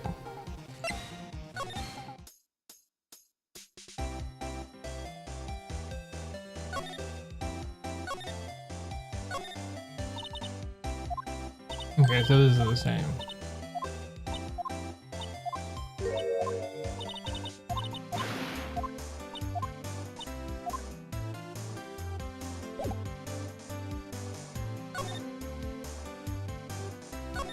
Where do I take a dog?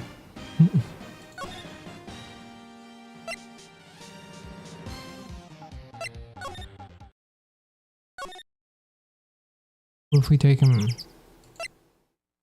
What if we take him to the office?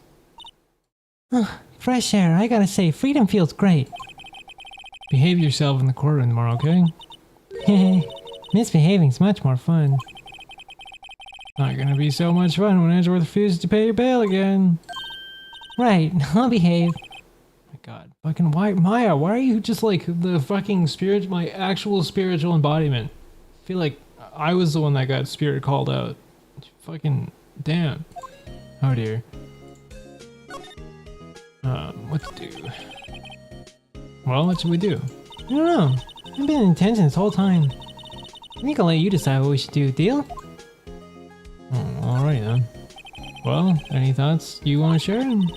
Well, I was in detention all day. I think I'd like more time to think. Poor Maya, she's probably thought about me a whole time she was in there. Maya is the dog. No, that's, well, I mean, she could be, but she doesn't, I don't know, she's not like, she doesn't like heal. Is that, no, is that what it is? When the dog doesn't like listen to what you say? Wow, I'm surprised. There wasn't like special dialogue for this.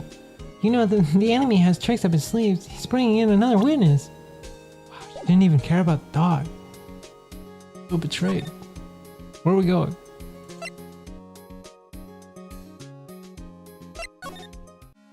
Do we need something else? Detective Gumshoe, can we borrow one of the other things? Huh? Yeah, sure, pal. But I have to take back the last one I lent you, Department Policy. I'll take your picture. Which will it be? Let's go with the fishing pole. That seems really relevant. Can we borrow that flimsy-looking fishing pole?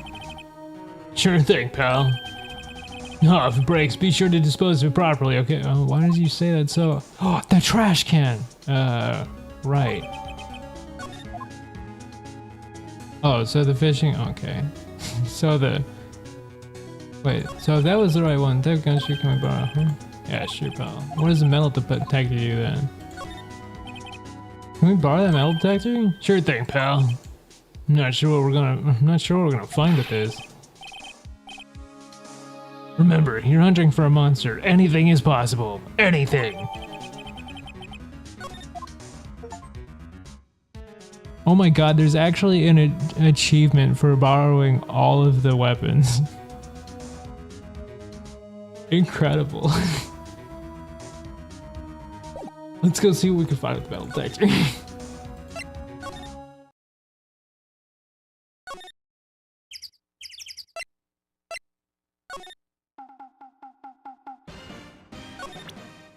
Yeah, let's show Butts our metal detector. Damn. You're telling me the metal detector is gonna actually be useless. I would be so depressed. Well, I mean, we did try that, but there was no dialogue option for the dog, sadly, because I thought a similar thing.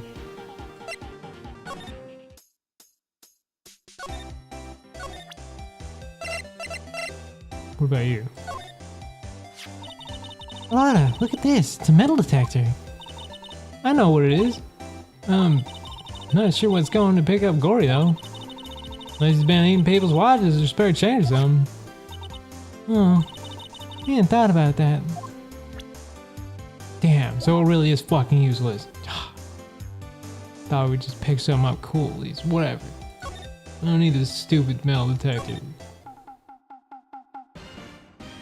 We'll still go to the boat, just in case. Oh my god, yes! Nick! It's beeping. The metal detector found something. Sure is loud enough about it. Whatever it is, it must be in those bushes. Go check it out, Maya. Wait, why not to go check it out? Nick! Look! Huh? An air tank? Oh, from the compressor? Oh, it's Butts' broken compressor. Huh, the valve looks broken. I thought it was Gordy. Maya, first of all, why would Gordy be in the bushes? Second of all, why would a metal detector react to a sea monster? Oh. Huh? Something wrapped around this air tank. It looks like a string of flags? Well, we might as well take it with us now that we found it. It's heavy.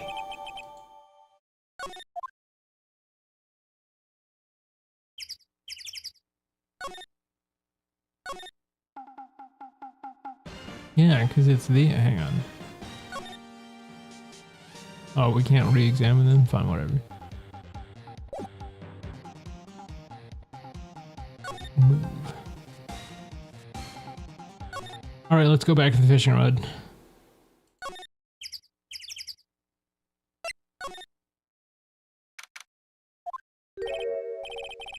That gumshoe isn't here.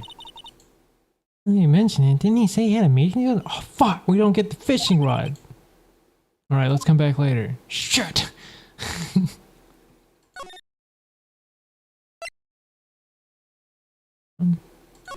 By the time... Oh, no, he's still gone. Now we'll never know. Oh wait, no, we should show the oh, I don't know what I'm thinking. We need to go back to the lake, because that's where fucking... We can show Butts is the fucking... the tank. But yeah, this definitely could make a gunshot, especially if it broke. Like, fuck, dude, these things are loud as hell.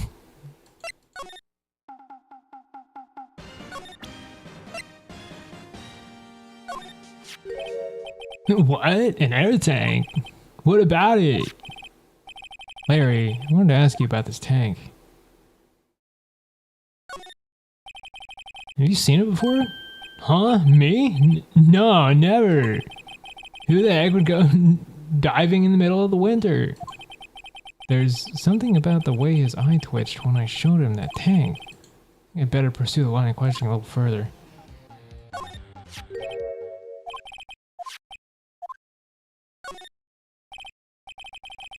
Hey, is this air tank yours? Why would I have a thing like that? Look. See how there's a string of flags around the tank valve? It's just like the string of flags around your steel samurai there. Must be a coincidence. There's a string of flags everywhere these days. Like elementary schools and used car dealerships. Well, look, why do I need a tank anyway? To inflate something. You used it to inflate that, didn't you? Inflate what? What else? That big puffy steel samurai. Now, why would you go ask me a question like that? Like I hit the nail on the head. Right. Actually, see that compressor I always use was on the fritz. So I tried using the tank to inflate it just once. And it didn't go so well. As I suspected.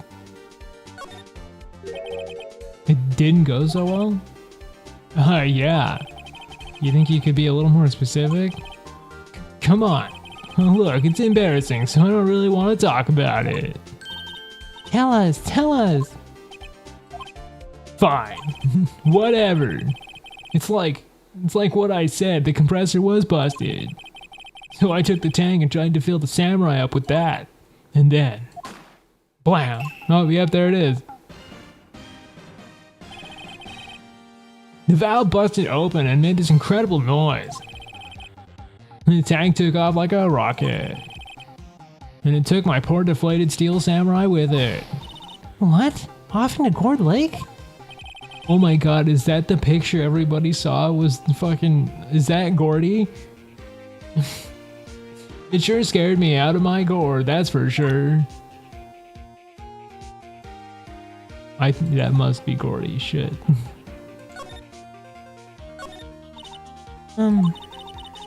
So the tank and the steel samurai were trying to fill up flew away. What happened next?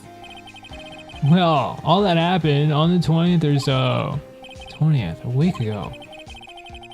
Now, as far as I could see, the tank went flying out into the lake. So I went out every night in the boat looking for it. I mean, Kante gave me the steel samurai after all. And when did you find it? Just the night before last. Oh, so he was Gordy. He must have been trapped in the fucking inflatable. It flew way out there. It took me 4 whole days to find it. The night before last. The night of the murder. Sorry for not telling you, Nick. Actually, I was here on the night of the murder. But you see, I went home before midnight. You didn't know about what happened? No. That's too bad. Not all bad. Solved one mystery at least. Mystery? Maybe we should go tell her. Damn, now I kind of wish I wish I would have taken a fishing rod. Damn it. I thought that would have been important, specifically how they said they would break it, because I figured if it broke, it would probably have to go in the trash can right here. Go look for it.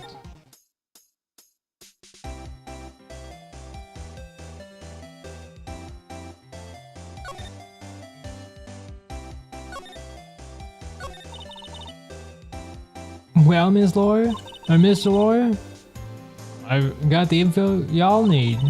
Y'all got the scoop on Gordy for me yet? We found him. Huh? Gordy? Oh, huh? Gordy? Oh, we found him already. Oh, what? I haven't seen any monsters yet. Y'all for real? Gordy really exists? Wait. I need proof. You got a photo? I have proof. Of course I have proof. No fair, Nick. Was when I went to the bathroom, wasn't it? That's when you made contact with Gordy. And now jabbing already. Let's see your proof. Take that! Larry's air tank. What y'all trying to do with an air tank? This is Gordy. Excuse me? What exactly are you saying, Nick? There's a stand near here. Hot dog stand. There's a giant inflatable samurai doll there. And a week ago, an idiot who happens to be a friend of mine tried to fill it. He used this air tank, and when the valve blew, the tank flew into the lake. Apparently it made a pretty loud bang when it flew. A bang. The tank, along with the still deflated samurai, fell into the lake. At the same time... Oh my god, that's incredible. Oh, because that's wrong. Great. A couple was taking a photograph of the lake. This photo. Wait, so you're saying that Gordy is really the Steel Samurai? Well, that's a fine way to ruin a gal's dreams. I'm sorry, Lotta. Nah, it's okay, you win. I'll give you your info, like I promised. Poor Lotta. Feel bad for her now, but also fork over the information. So tell us this information you have. Promise is a promise, I guess. I overheard the cops around here saying something about the witness tomorrow. They said he's the caretaker of the boat rental shop up the path here. Boat rental? There's someone there? I mean, it looks so deserted. Oh my god. Dude, I fucking...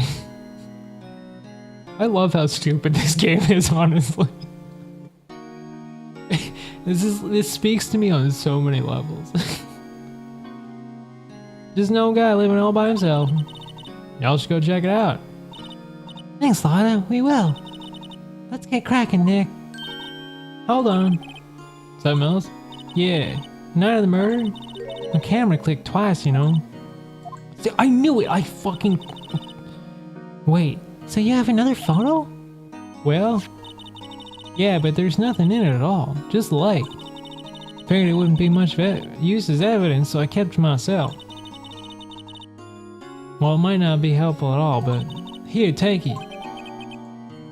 Finally, God, I was fucking so waiting for someone because it said it fired 3 times. I needed to know.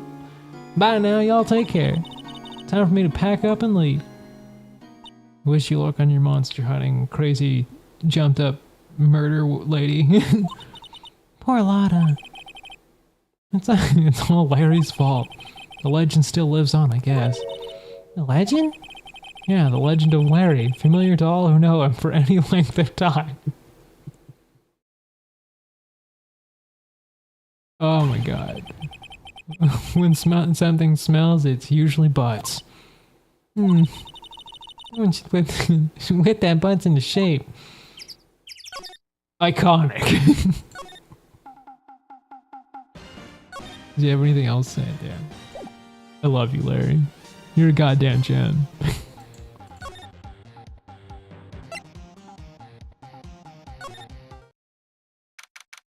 Number 26, boat rental shop. Hey Nick, this is the boat shop that Lotto was talking about. You're right. Doesn't seem to be anyone around at all.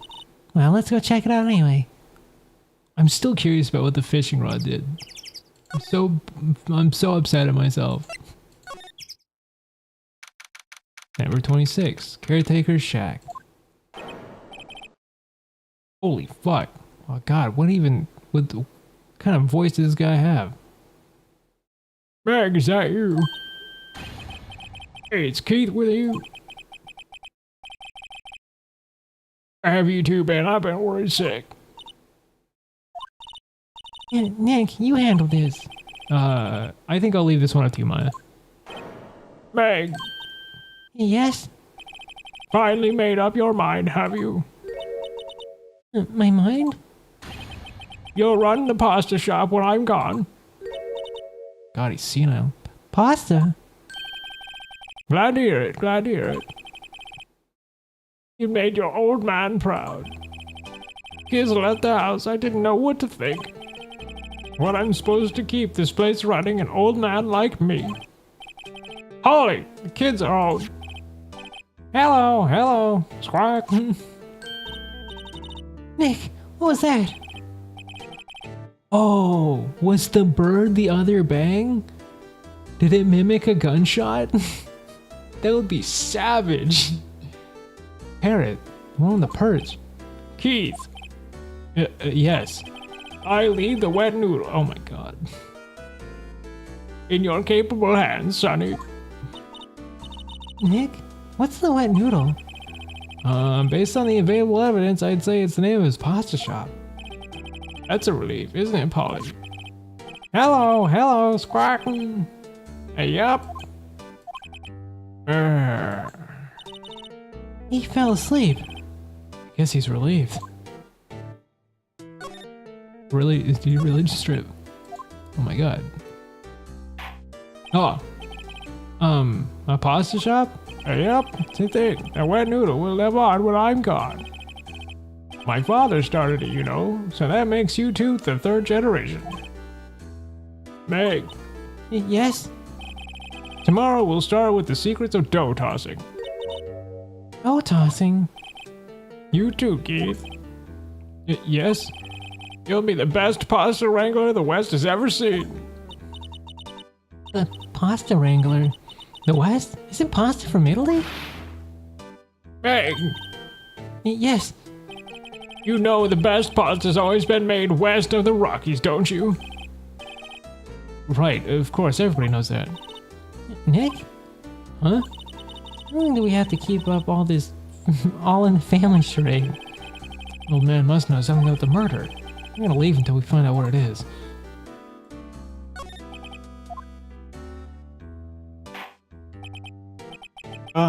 This is a boat rental shop, right? What are you talking about?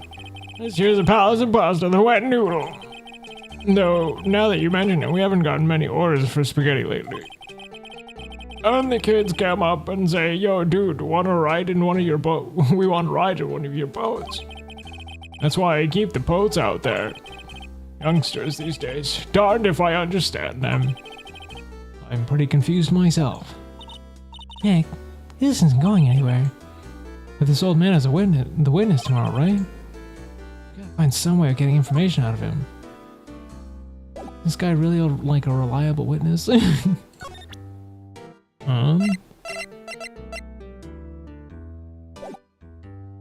want to talk to the bird. Oh wait. Bird. Wow, what an amazing parrot that is. Good morning. Hello. And ignored me.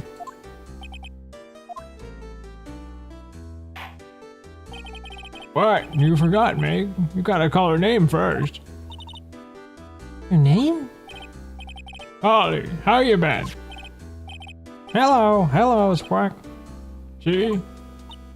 Neat. The parrot's name is Polly. Oh, I knew it. Too bad all she can do is say hello. Ha ha ha. Old Polly can say lots of things. Need to know the secret words. Secret words.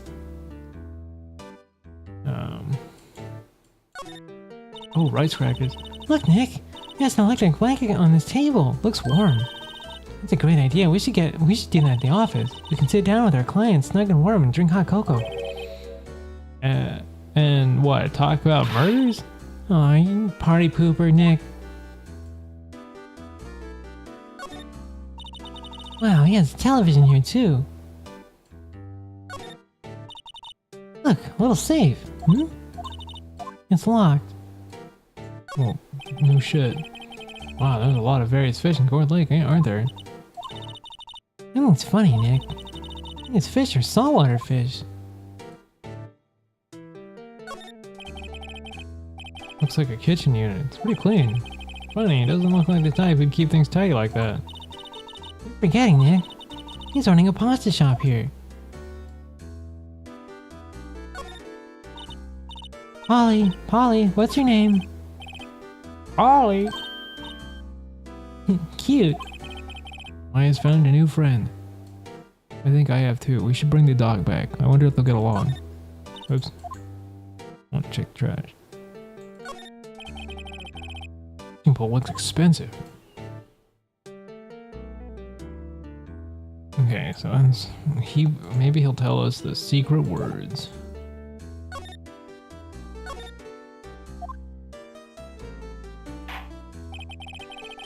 My memory's gotten worse of late. That's why I just tell everybody everything important to old Polly here. Everything important? I wonder.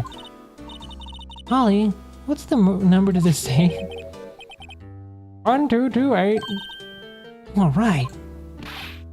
Hey, Polly, watch it, will ya? Heh. See, Nick? All it takes is a little clever thinking. And a criminal mind. Quick, Nick, write that number down.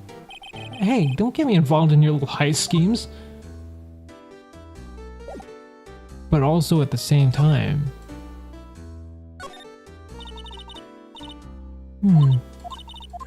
Ah, damn it.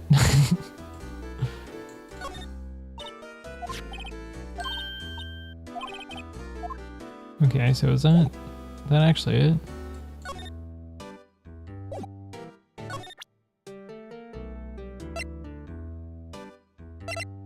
What if we just present it with his own bird? Now listen here, Keith. Remember that tricolor pasta we were talking about? Our rainbow-lioli. I figured our last color we should use indigo blue. Indigo blue? Didn't seem to work the way I thought it might.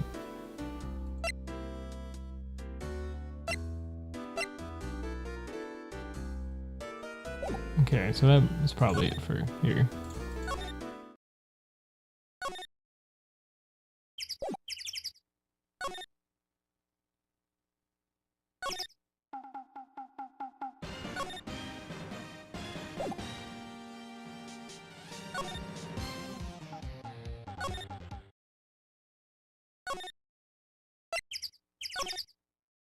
Oh, he's still not back. We can't even show him the bird. What a scam. I want to show Edgeworth the dog and the bird. Oh, whoops.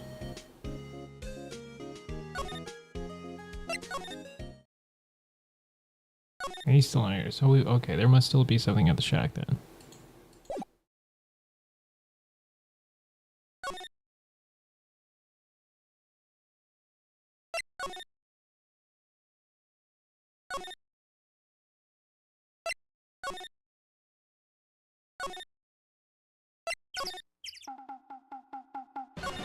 Yo, Butts the parrot. Butts, look. Butts doesn't care about our parrot.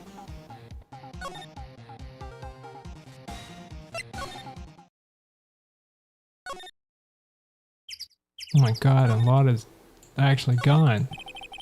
I don't think Lotta takes very good care of her SUV. It's covered with dents. I can't believe anybody would drive this car down here. Damn. Okay, fine. We'll go back to the old man. Clearly got more to offer.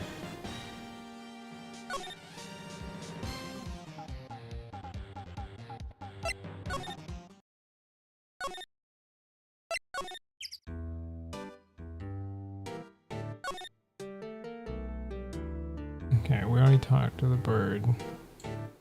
But we must have to present him with something.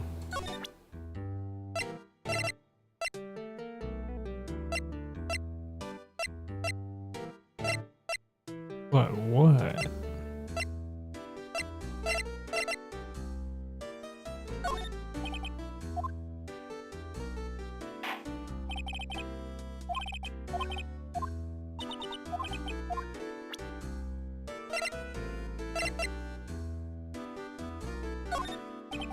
Oh wait, no, that's no wait.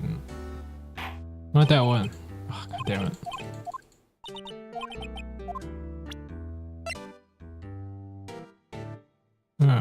Probably not Gordy. I wonder if he knows anything about the gun.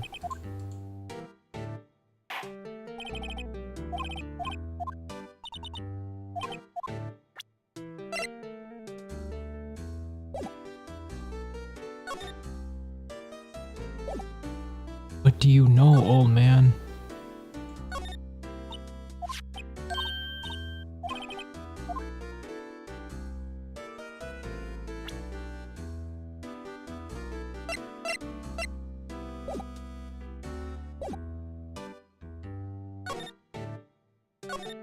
Oh, whoops.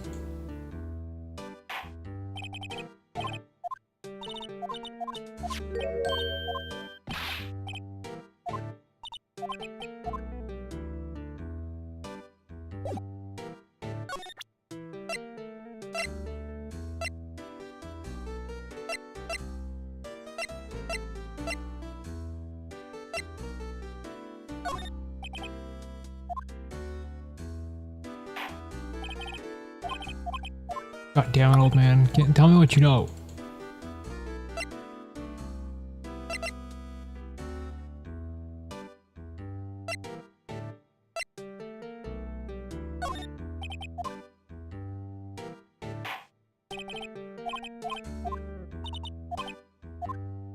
I know something.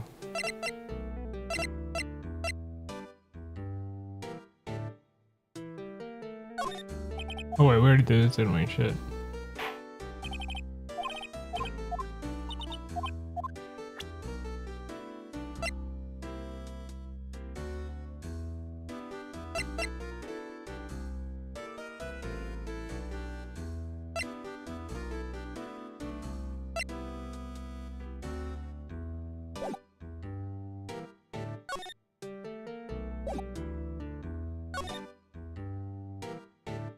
Am I perhaps missing something?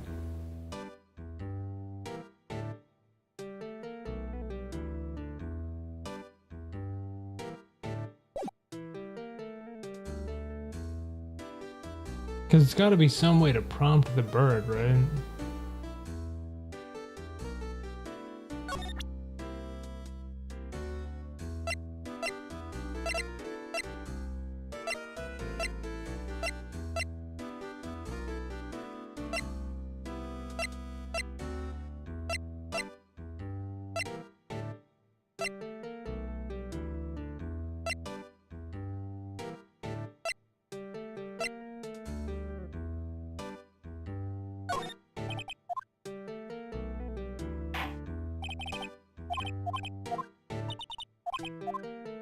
Damn it. It's almost every piece of evidence we have. We got the camera, which I don't really think is going to do anything.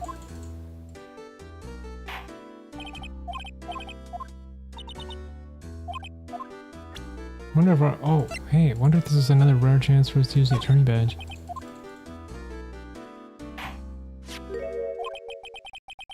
Ah, fuck yeah, we get to use the attorney badge again. Ah, that's a lawyer's badge. Yes, it is.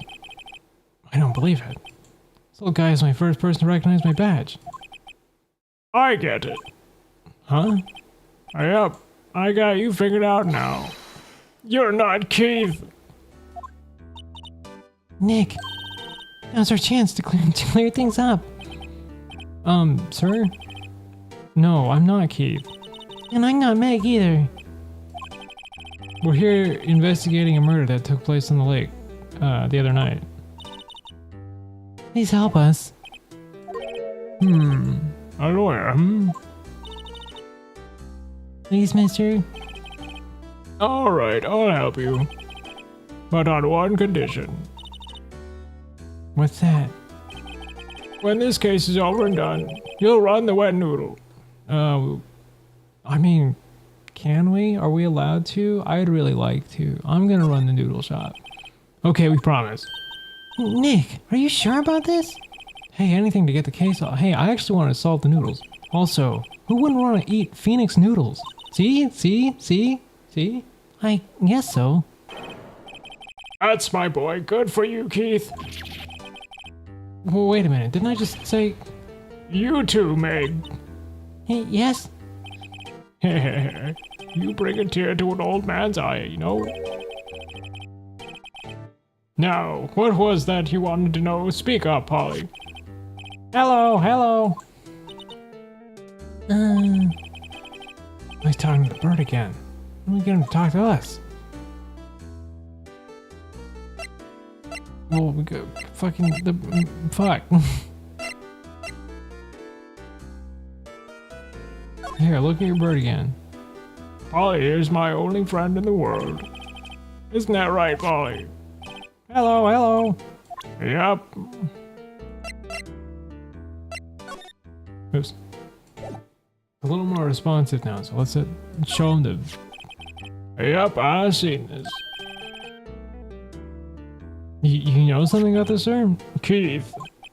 Yes? It's okay, you can call me Dad. Dad, you know something about this? Yep, the other night, out on the lake. yes? I know all about that, I seen it. What? Tell us what you saw. Well, I suppose. Is he taking over the shop and all?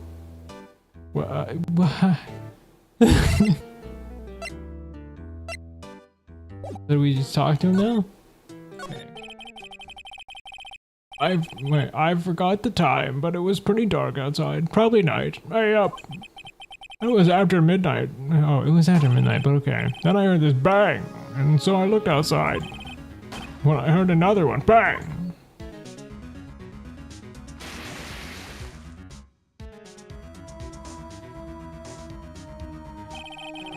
After a while later, the boat comes back. The young man walked by my window here. He was muttering something to himself. Yup. What did he say? Yup.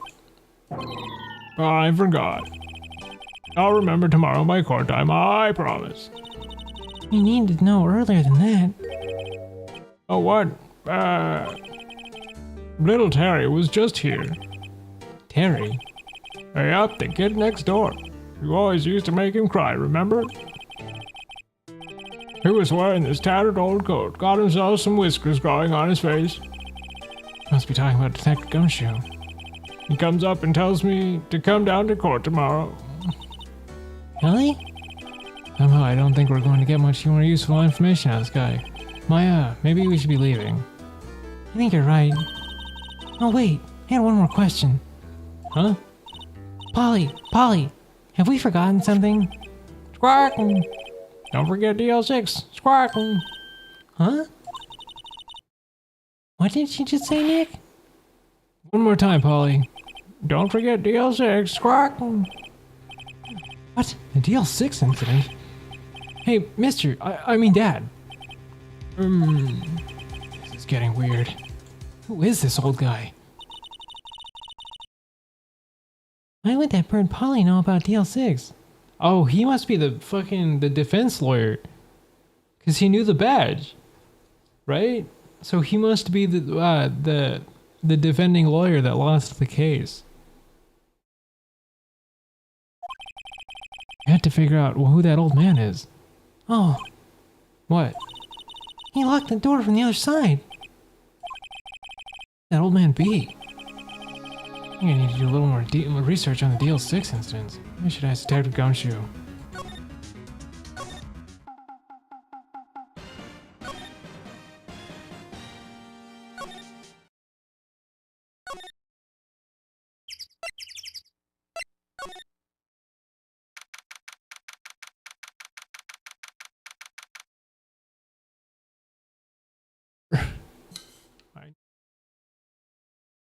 Or I will hydrate. All these voices are getting rougher.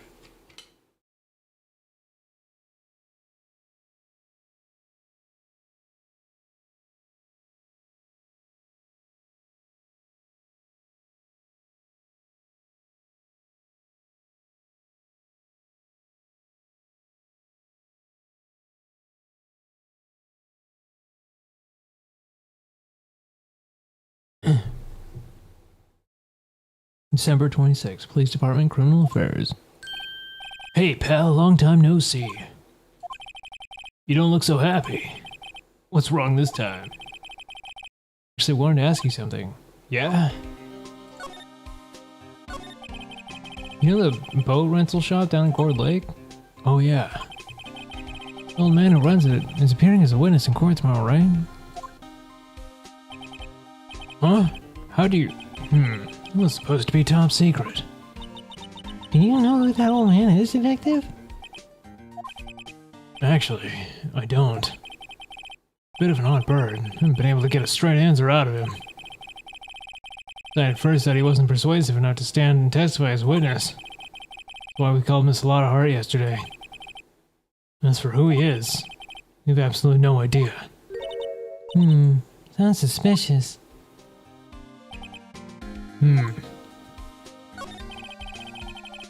Detective Gumshoe, please help us. Huh? You know about the DL6 incident? That was when Edgeworth's father died. Can't help but think that it has something to do with this current case. Tell you the truth, I don't know much about DL6 either. Edgeworth forbade us from reading the file. So, I'm afraid I can't show them to you either, pal. What? However, you can convince me somehow that the DL6 incident is related to this case. Well, I guess I'd consider opening the file up.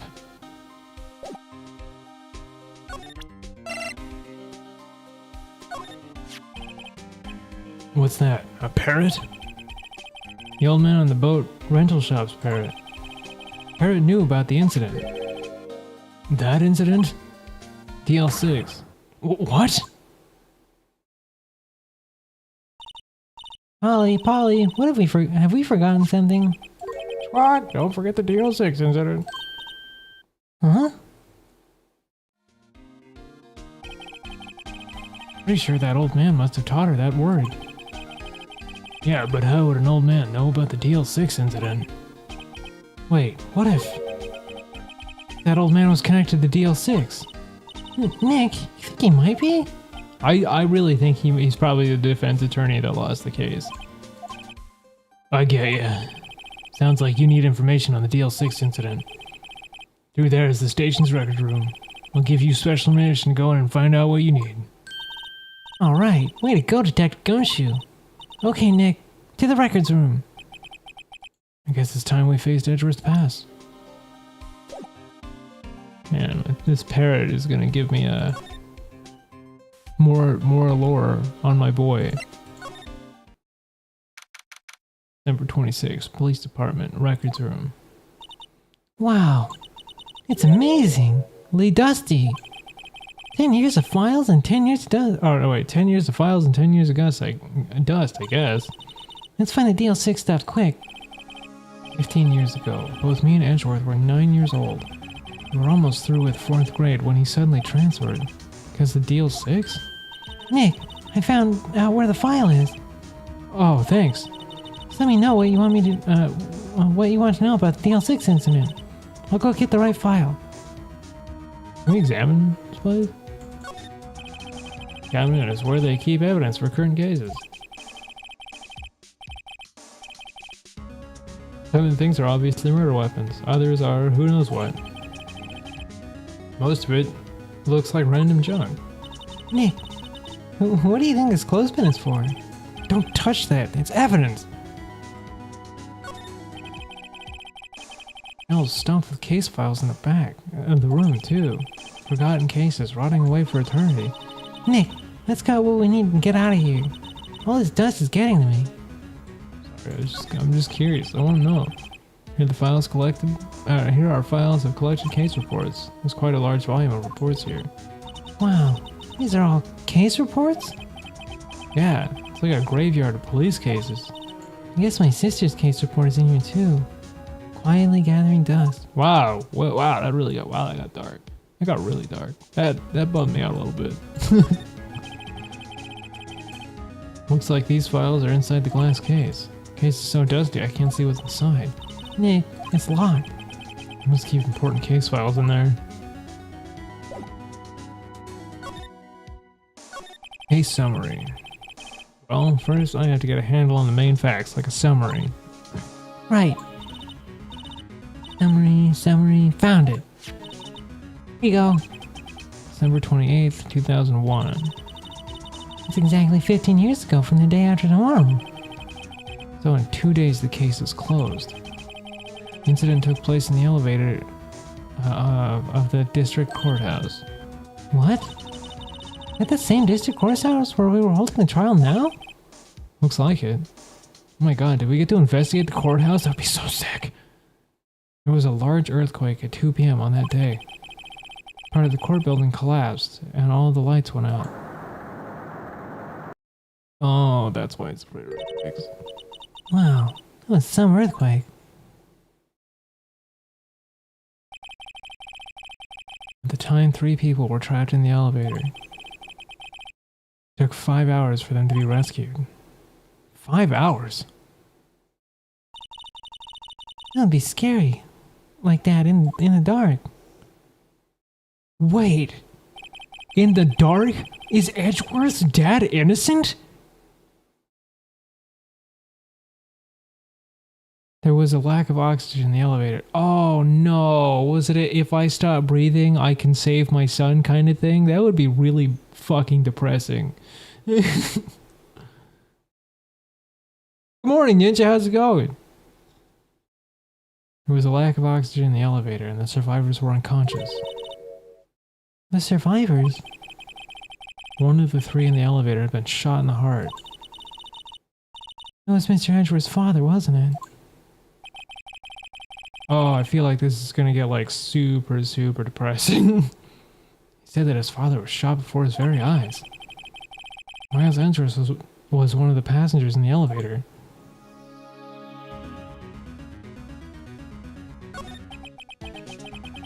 Do you have any data on the victim, Edgeworth's father? Yeah, hold on. Victim, here, found it.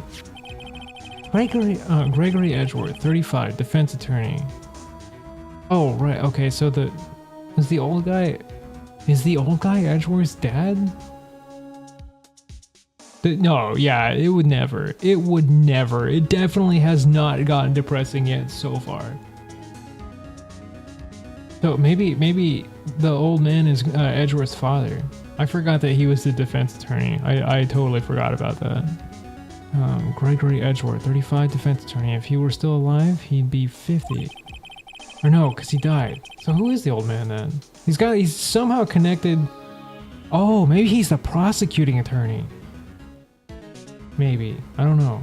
I can't remember all my characters now. He lost that day's case in court and got in the elevator with his son Miles. Miles?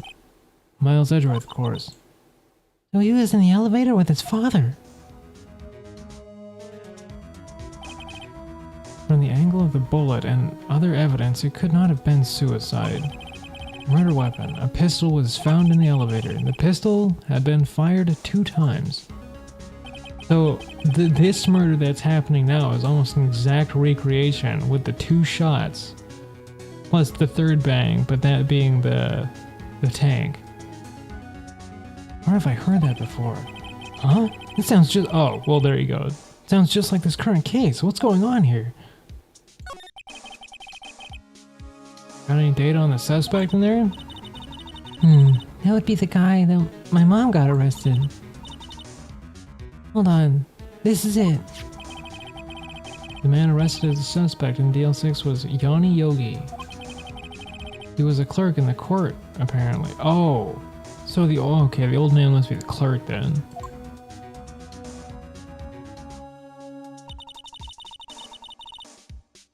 So he must have been the 3rd person in the elevator. Well, then he had to have done it. But he was found innocent thanks to his defense lawyer, Robert Hammond. Hammond, the victim in our case. Right. The suspect, Mr. Yogi, was oxygen deprived, so much so he had brain damage. Oh, and the old guy is super spacey. And forgets because he has brain damage. Oh no, I can feel the depressing coming on. He lost all memory of being in the elevator. After he was declared innocent, he disappeared. Where could Yogi have gone to, I wonder? Maybe closer than we think. Yeah, like really close. Guess I know generally what happened in DL6 now. Still don't know what sort of impact the whole thing had on Edgeworth. Nick, are we going to take the whole file? There's too much. We'll never get it out. You're right. How about we just take what we think we'll need? No, you see, that's because the depression isn't here yet. Right. That's probably all we'll be able to find here. And all that's left is the trial tomorrow. I wonder how Dad will do testifying in court.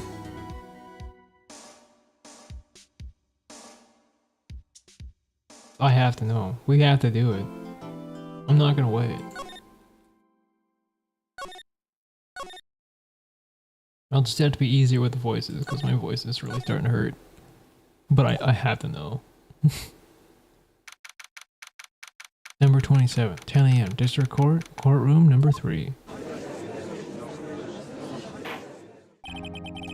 Court is now in session for the trial of Mr. Miles Edgeworth. Defense is ready, Your Honor. Very well. Apparently the prosecution is also ready. Who's the judge here anyway? Mr. Von Carver, your opening statement. Yeah, see, I can't do this guy's. Oh, I can't do this guy's voice anymore. Or well, I can do the judge's voice. I can't do Von Karma's anymore. Well, no opening statement, so... Not so fast, Judge. There, I can do that one. We'll just have to pretend. I was taking a meaningful pause before speaking. Right, of course. A prediction. Today's trial will end in 3 minutes from now. Order! Mr. Von Karma, what is the meaning of your statement just now? Must you question everything? It will be over in 3 minutes. We have no time to waste. Call my witness now. Right. I call my witness. My decisive witness to the stand. It's the mysterious boat shop owner. Witness, state your profession. I'm the proprietor of the restaurant, the Wet Noodle at Gold Lake. And I also rent boats. The night of the incident, you were in the boat rental shop, correct? Yep, I was.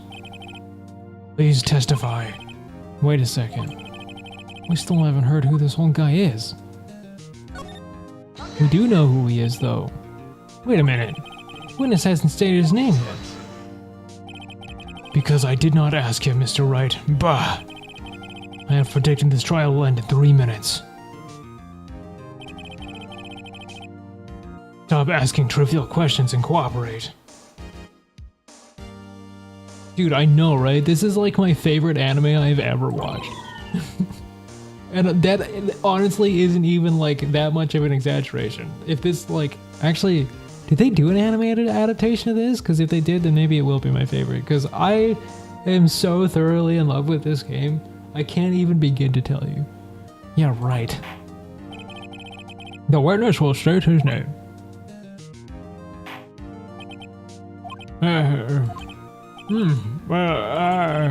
I'm not really sure. Yep.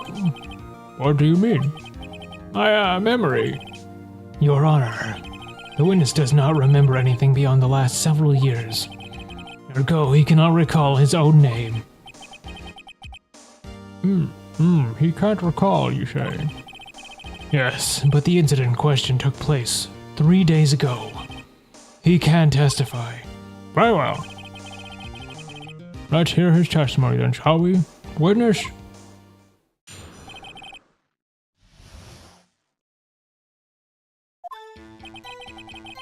It was the night of the 24th, just after midnight. Yep. I was in the restaurant where I rent boats as usual. Then I heard a bang. Yep. When I looked out the window, I saw the boat just floating on the lake. That's 2 seasons? Oh my god. Oh no, I'm gonna like consume the shit out of it like as soon as I'm done with this. I'm gonna be so unhealthily invested in it, I bet.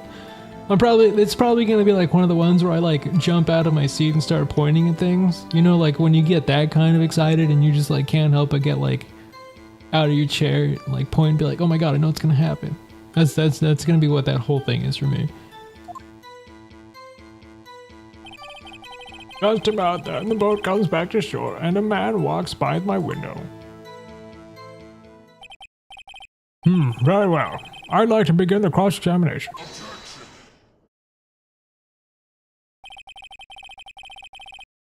Yeah.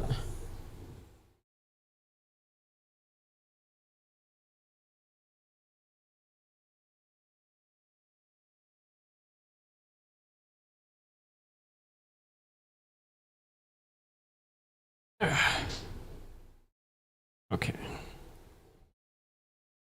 There is nothing in the question in my witness's testimony. Ergo, no need for cross-examination. Besides, there are only 10 seconds left before 3 minutes are up. Oh my god, that means the anime probably has like voices for these people. I'll finally be able to hear them. Oh my god, I'm so excited. Judge, your verdict now. Yes. Mr. Wright. Well, yeah, no, we are going to cross-examine. We have the right. What are you saying? Of course I'll cross-examine the witness. Very well. You may begin. Oh my god. Excuse me, Mr. Von Karma. 3 minutes just passed. I see. Well, let's just take our time. You may cross-examine the witness.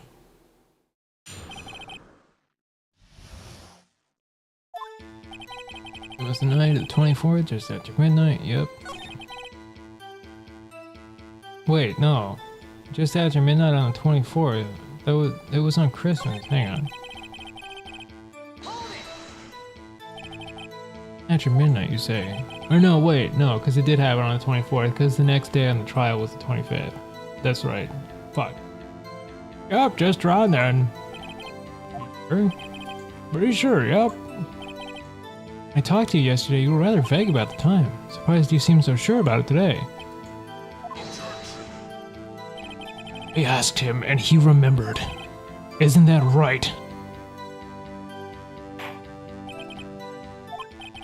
Don't glare at me like that. I remembered it clearly, I did. Yep. You see, continue. It was in the restaurant where I rent boats. Bang, yep.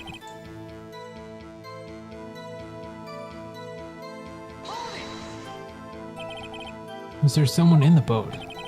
It was pretty far out there, I couldn't see clearly. But I figured there was 2 men out there, yep.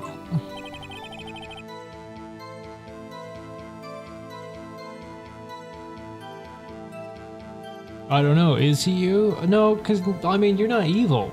This guy is very clearly evil. I mean, like, super evil. Have you heard him yell objection? Clearly demonic. But you couldn't see them clearly. Yep, at the time, that is. At the time? I heard another bang.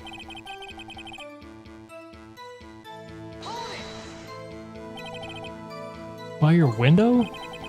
Yep, by my window, right outside the window of my little shack. And you could see the man's face? Well, the fog was pretty darn thick, but he was right there in front of me. I saw him. This is rather important detail. Please add it to your testimony. Tisk. I have a bad feeling about this. The man was the defendant. He was saying... Oh, wait. I can't believe he's dead. If I know Von Karma, he spent time preparing as a witness. I'm not going to find contradictions very easily in this testimony. Tough being a lawyer. 9:24, just after midnight, yep. Alright, I also want to look about the second bang. Well, you heard 2 gunshots total? Yep. That's what Lotta said in her testimony yesterday. But that doesn't line up because the... Are we not going to point out that the gun was shot 3 times? Window. Are you sure?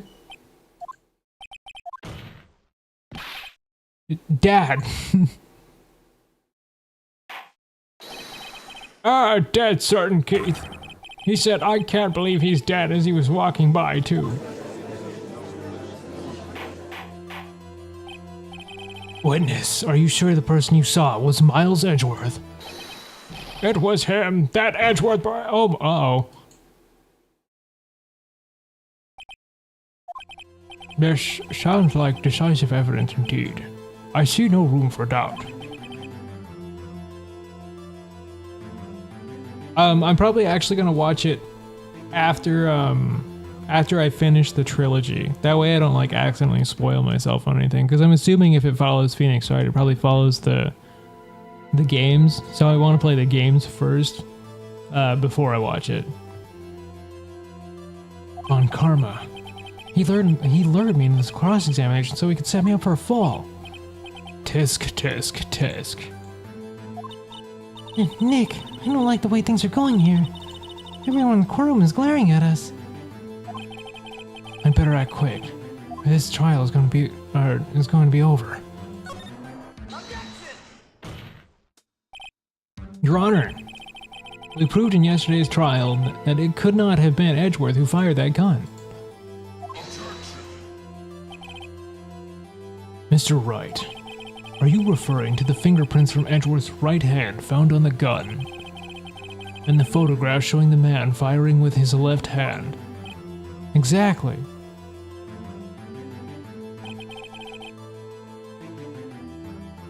I might be down. I might actually be down. I might also end up just like hyper consuming it though too, so don't blame me if I do, because I've got the brain rot, okay? Like it's definitely like a little too deep. It's like sitting right next to Metal Gear and like subsequently right next to Final Fantasy. The brain rot is now permanent. This is easily explainable. He could have wiped his prints after he fired. You are ignoring the truth of the matter here. Everything in this witness's testimony is true. Judge is lost in thought. What should I do? Your Honor, this witness claims that Edgeworth said, "I can't believe he's dead." But his word is all we have. What about the bird? If he were telling a lie... Mr. Wright, in a court of law, the evidence tells all. Apparently you have yet to realize even this basic fact. You say his testimony is a lie, show us proof. Nick, do we have evidence? It's no good, there's nothing I can do. What about the parrot? What about the parrot? Are you sure? To be honest, I don't know what to do anymore. Please. Can you hear me, sis? Please. We need your help. Nick needs you. Tisk, tisk, tisk. Just fucking use the parrot. 3 minutes was perhaps too high an expectation. However, 15 minutes isn't bad. This must be a new record. Hearsay! Enough. The witness may leave the stand. This court sees no reason to further prolong this trial. We could use the bird. Please use the bird. Nor is there any need for more time to decide the cases against the defendant. This case is extremely clear. I see no room for misinterpretation of the facts. Actually, I still see many. What? No. This court finds the defendant Mr. Miles Edgeworth. shit. The accused will surrender to the court immediately and be held a pending trial. This is all. The court is adjourned. What, was that really it? Shit. Oh, whoa, wait. That made me panic for a second. Who was that just now? Me. Huh? What? Oh my god, Larry! Oh, Larry? What are you doing here? Listen, you gotta listen to me. I was there in the park on the night of the murder. I wasn't sure about it until just yesterday, but today I remembered it. Remembered what? The gunshot. I heard it too. God, I love Larry so much. Order. What is the meaning of this? The verdict has been decided. I call for adjournment. One moment, Mr. Von Karma. So you say you heard the gunshot? Yes, I did. I heard the gunshot that night. I was sitting here in the audience listening to the testimony. Then I realized something. He said it was different from what I remembered. Oh my god, his eye was twitching. Anyhow, I can't just sit here and let you call Edgy a murderer. It's just not right. I'll testify. Let me testify. Thanks, Larry. Order. Well, this is the first time something has happened like this in my court. I'm not quite sure how to proceed. Judge, you've already given your decision. The trial is over. Nick, this is it. Larry's given us the final chance at this. She's right. Only it wasn't Larry. You could make things even worse. Mr. Edgeworth just declared guilty, Nick. It doesn't get any worse. You're right. Okay. Your Honor, if there is another witness it is our duty to hear him speak. Right there, right here, right now. A waste of time. The verdict cannot be overturned. Allow me to speak my opinion. In all court proceedings, it is our duty to prevent an inaccurate verdict. In order to make sure no mistake has been made, every witness should be heard. What is this? Withdraw my previous verdict of guilty. Judge is like way more on the side of justice than I think any judge ever. Mr. Von Karma, I order you to call this new witness to testify. Now. What? The court will adjourn for 5-minute recess. After that, we will hear this new witness. Court is adjourned. Oh my god, Larry coming in clutch. December 27th, 10:28 a.m. District Court Defendant Lobby number 2. That was too close. Sorry to keep you on the edge of your seat like that, Edgeworth. I've seen worse. Yeah, right, Edgeworth. You're sweating bullets. I just wonder what Larry plans to say in there. Larry was at the lake that night. Yes. I think I'm looking for a steel samurai balloon that flew into the lake. Oh, right. And he found that balloon in the air tank that night. Yeah. Hey, Edgeworth. You say something right? Yeah, a lot of things. You seem out of it. What's wrong? It's nothing. Huh? Mr. Edgeworth, there's something I've been meaning to ask you. What's that? Where are your fingerprints on the murder weapon? Oh.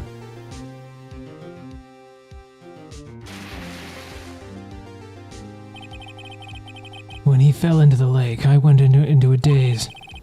Couldn't understand what happened. Couldn't think straight. When I saw the pistol lying on the floor of the boat in front of me, I picked it up without thinking. Didn't have a reason, really. I see. Right. Yeah? This might be our chance. Our chance? Von Karma has only ever run perfect trials. Perfect trials? Perfectly prepared witnesses, perfectly complete evidence. That's the secret to his success. This is the first time he's ever had to deal with something unexpected. He has to let someone he hasn't even talked to testify before the court. And that someone is Larry. What are you getting at? Likely his testimony will be full of holes, right? That's right, Nick. No 10-minute trial this time. We'll milk this one for all it's worth. Hey, it was 15 minutes. 15. Everyone's on everything's on Larry now. Fucking Larry Conan Clutch, brother. December 27th, 10:35 a.m. District Court, courtroom number 3. I'm going to hydrate again really quick.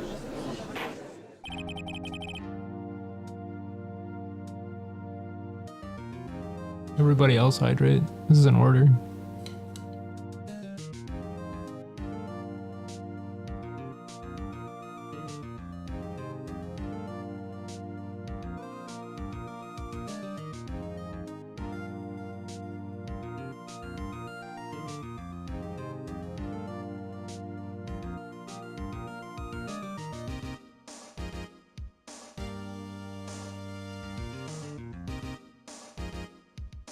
Oh, you have to hydrate. If you're making breakfast, you have to hydrate. It's an order. I'm the attorney here. Court is now back in session. Witness, please testify to the court everything that you saw on the night of December 24th. Right, leave it to me. Please, Larry, don't mess this one up.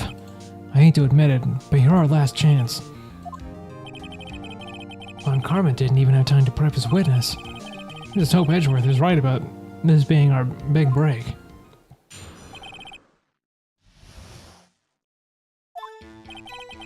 That night, I was out in the boat on the lake.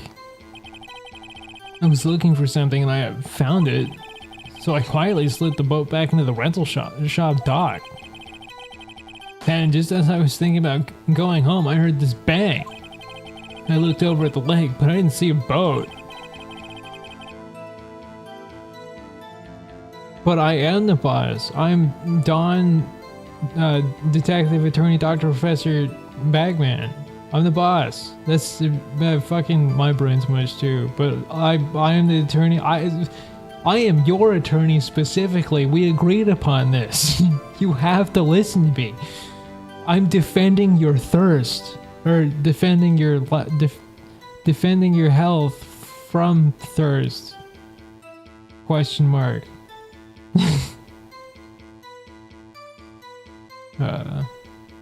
After I heard that single gunshot, I went home. That was unusually vague testimony, even for this court. In any case, Mr. Wright, you may begin your cross-examination. Yes, Your Honor. What's wrong, Nick? It's Larry. I have no idea what he's going to say if I press him. I'm a little scared. Well, you've come this far. There's no way to go but forward, Nick. We definitely have to press him about the pipe. Oh, see this? See, there's hope for me being the best attorney yet.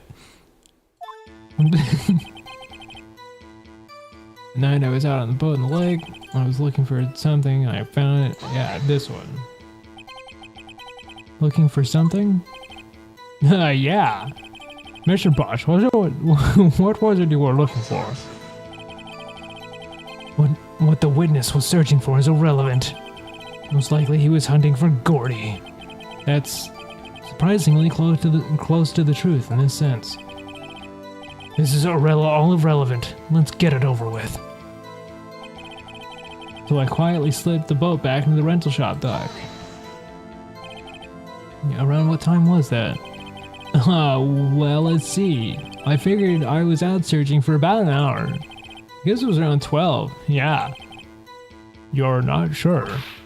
Hey, don't give me that face. I'm not some sort of human sundial, okay? We'll use watches these days, Larry. Just as I was thinking about going home, I heard this bang. Where did the sound come from? Yeah, well, I wasn't too sure about that. I looked around, you know? Did you look at the lake? Yeah, I looked.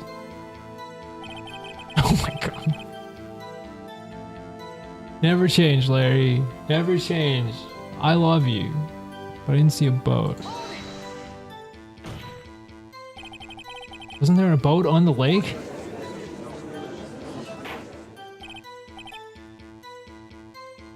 Aura. Well, Mr. Botch? I mean, some people use watches. I have a watch. I have it on my wrist right now. I actually really like my watch. Tells me how far I walk. Whoa. Everybody just calm down, okay? I mean, it was real foggy that night. I'm not sure whether there was a boat out there or not. Oh, okay, no problem. That's just the most important part of this case. So after I heard that single gunshot, they were supposed... I'm still wondering what the third shot was. It said it was fired 3 times. So you only heard 1 bang, correct? Yeah. Huh. Well, Nick? It's pretty wishy-washy testimony, wasn't it?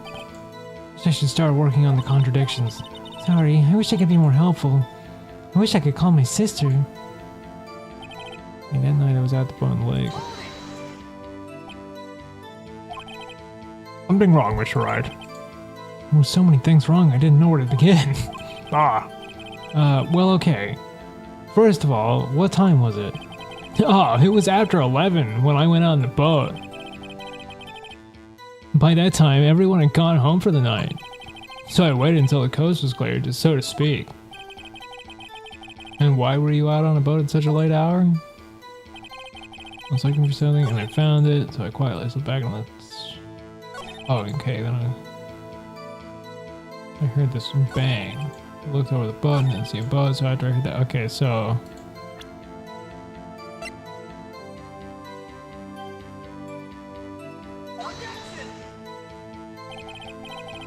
Oh, whoops. Oh, fuck. But it does, because he heard the 1 bang. Shit. Oh, maybe the camera. I heard that 1 bang, I went home. Does it not say it was fired 3 times? Yeah, okay, what? Oh, fuck.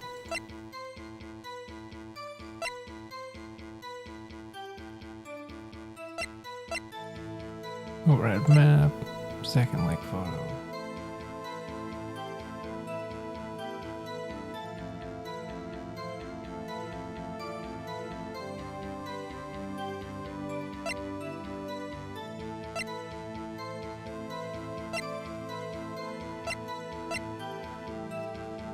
I heard 2 sounds like a gunshot. Maybe this is it. Well, wait a sec, Larry. What? You only heard 1 bang, you're sure? That's what I said.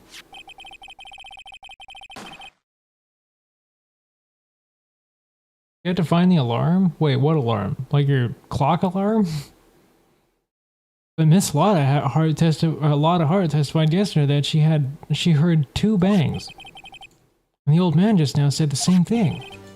They both heard 2 gunshots that night. Huh? Were you even listening? Were you paying attention at all to what they said? Yo, Nick, please. Huh? You know something's been bothering me.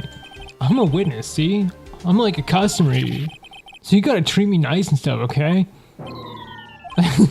Mr. Botch. What? You only heard 1 gunshot, are you sure? Well, to tell you the truth, I'm not sure. Not sure? How could you not be sure?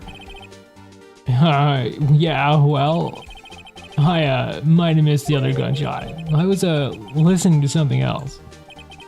Something else? My radio, dude, with my headphones. What? Order, and stop that booing. Mr. Botch, you are listening to the radio with your headphones. Yeah, so what? Is that a crime? I listen to my radio. Everybody listens to the radio. What's the big deal? Mr. Von Karma, your opinion. A waste of time. I do not accept this witness nor his shoddy testimony. Well, Mr. Wright, so we continue the testimony. Yeah.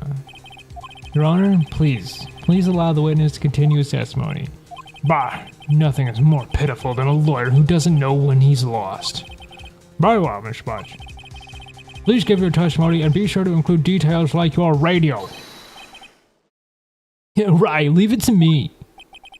I wouldn't if there were any other way out of this, believe me.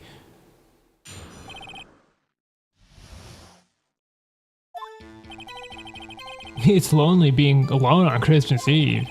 That's why I was listening to an all-request show on the radio, see? I was listening to it real booming loud like. But I'm sure I heard the gunshot. I remember exactly what the DJ was saying when I heard it too. You were listening to your radio at a high volume. Yeah, what's the big problem? Can a man listen to his radio in peace? Isn't this a free country? I truly believe Larry has no idea what the problem here is. Judge, can you believe a word this witness says? What he heard was probably nothing more than a drumbeat from the radio. True enough, it is difficult to believe this testimony. Wait, Your Honor. The witness said he remembers exactly what the DJ said when he heard the gunshot. Excuse me, DJ? An announcer, the guy who says things on the radio. Anyway, what the... I'm sorry. I love this game. Its dialogue is so fucking good. What this means is, when he heard the sound, no music was playing. The DJ only talks between songs, so he could have heard the gunshot from the lake. I'd like to cross-examine the witness, Your Honor. Very well, Mr. Wright. I can't believe I'm continuing this charade.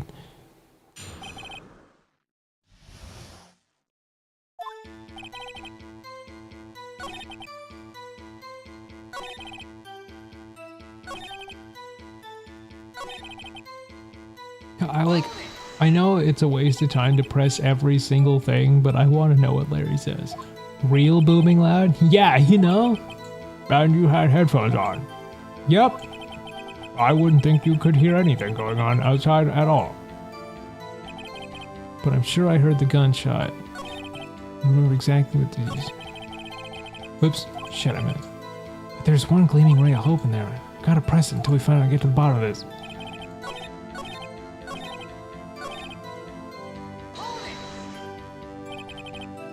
What did she say? Mr. Wright, please cease the pointless questions. What possible good could knowing what a radio DJ said to us? Indeed, Mr. Von Karma has a point.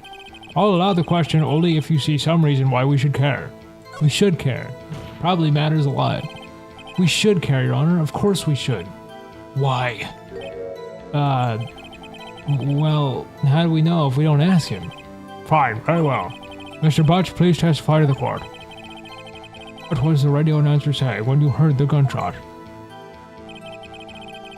Just when she said, "Hey, it's almost Christmas," I heard the gunshot. Oh, almost Christmas, because that would have been around 11:50, which is when the second photo was taken.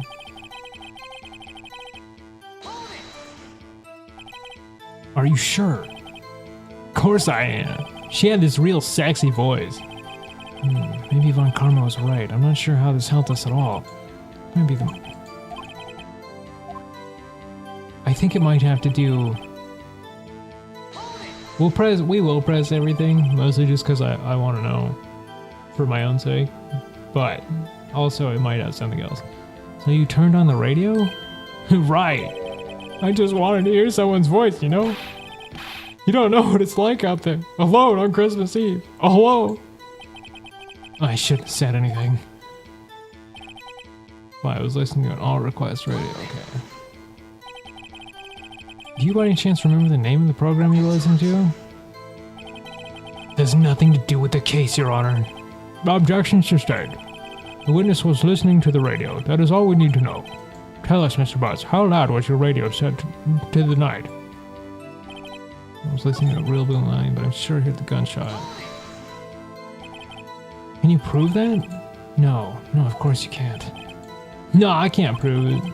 But I remember the moment real clear. I mean, while I was talking about it, it all came back real clear to me, you know? Remember exactly what Jesus said too. Hey, it's almost Christmas, so...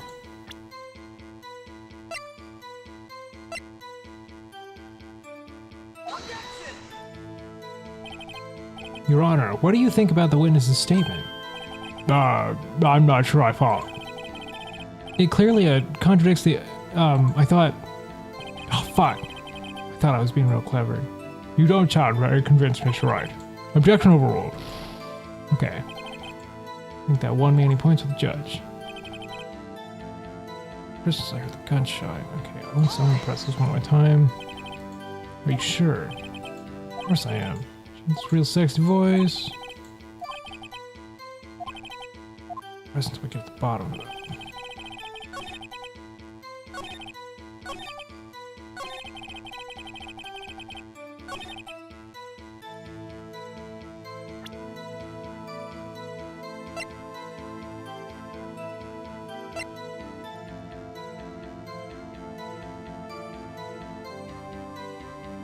Oh, because this one was taken automatically at 12:50, so maybe I'm just showing the pictures out of order?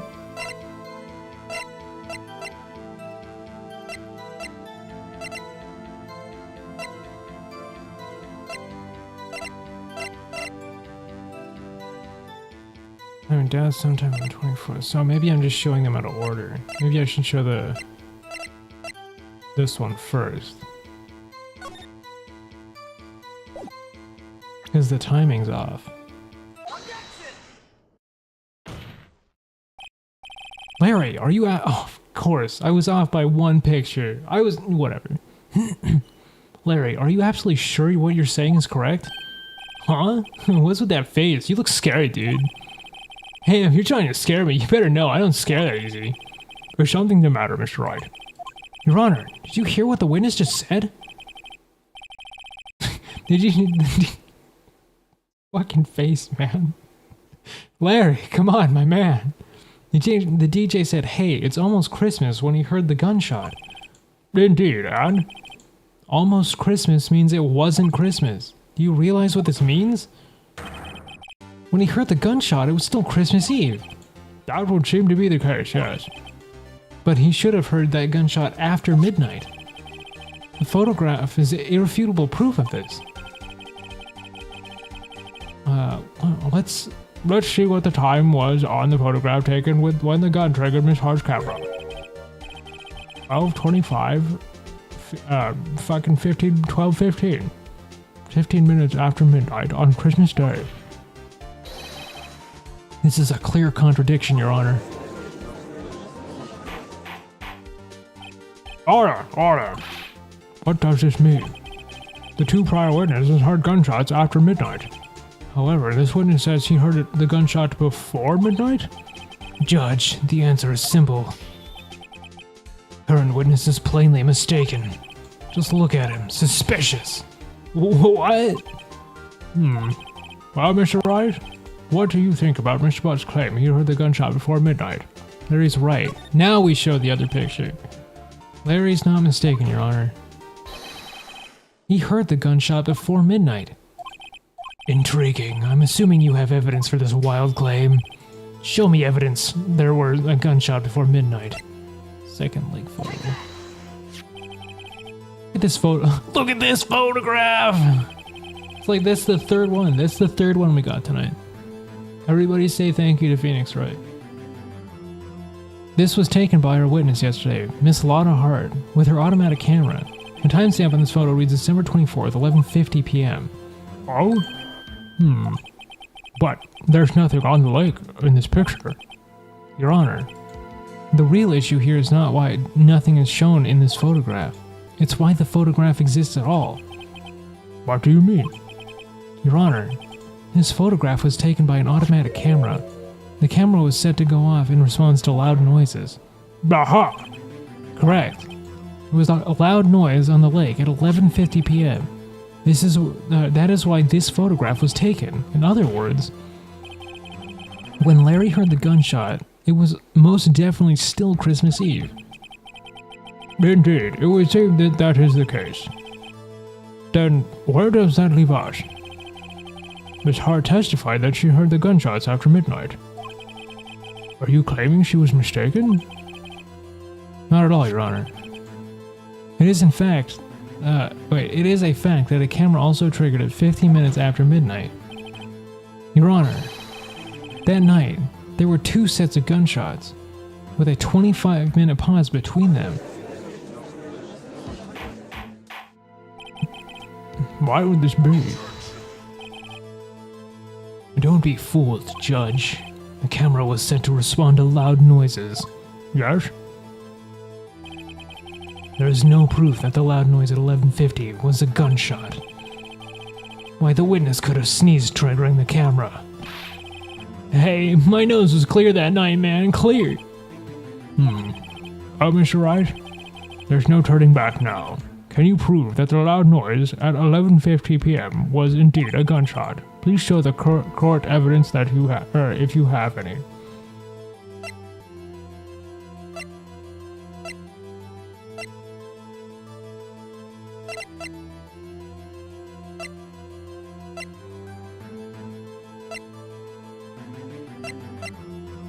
Oh. Is it the bird?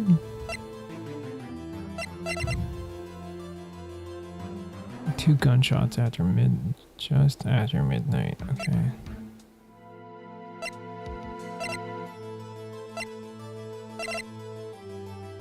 We don't have a lot of health to fuck around with here. PM.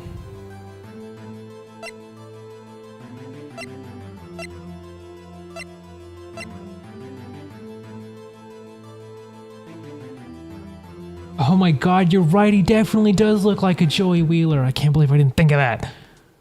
He definitely has that vibe. I could definitely see him getting down with some Brooklyn rage. Erstwhile boat shopkeeper answers the name Polly.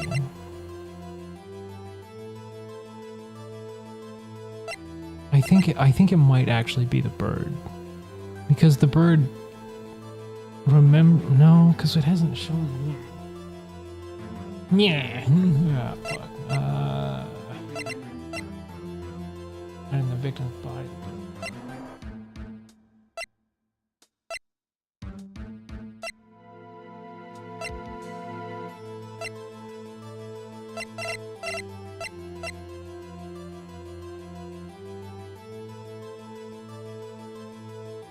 Or maybe it's the gun, because it was fired 3 times. Oh, I'm gonna try it. This is my evidence. The murder weapon. Something about this pistol is bothering me, Your Honor. Both the witness who testified yesterday heard 2 gunshots. However, the murder weapon was... Finally, we get to the... Sorry, that was loud. I was... I'm just so happy we finally got to the 3 times thing. The murder weapon was fired 3 times. When, then, was the last shot fired? Only now have I realized the truth. That 3rd shot was the shot Larry heard just before midnight. Order. That would make sense of the evidence we've seen so far. However, this leaves me wondering, exactly what did happen the night of the lake? Exactly. If this is true, there were 2 sets of gunshots separated by 25 minutes. One at 11:50, another at 15 minutes after midnight.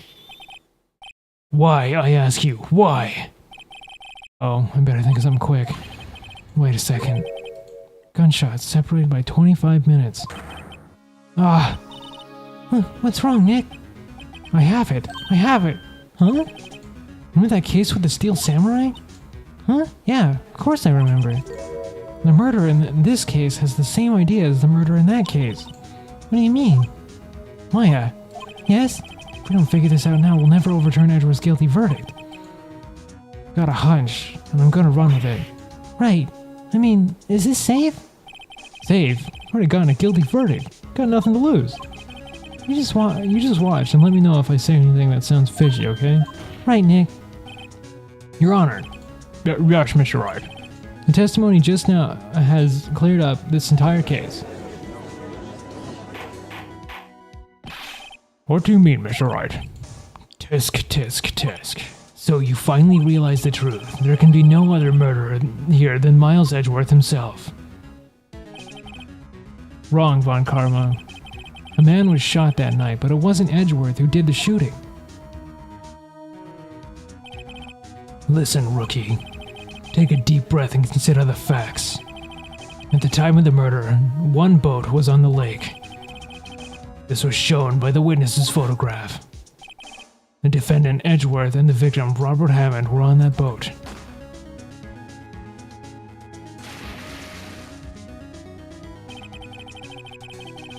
There was a gunshot fired on that boat, and Robert Hammond fell into the lake.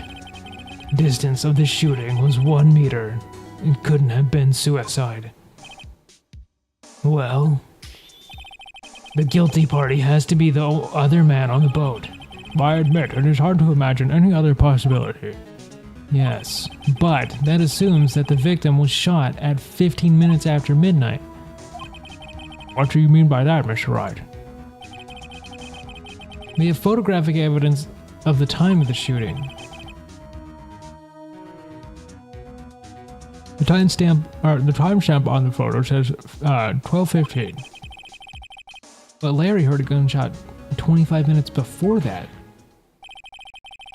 Robert Hammond was killed then, 25 minutes before the shot on the lake. That's the only way Edgeworth could be innocent. Mr. Wright, are you quite mad? Explain who the two men on the boat were. Edgeworth and the murderer.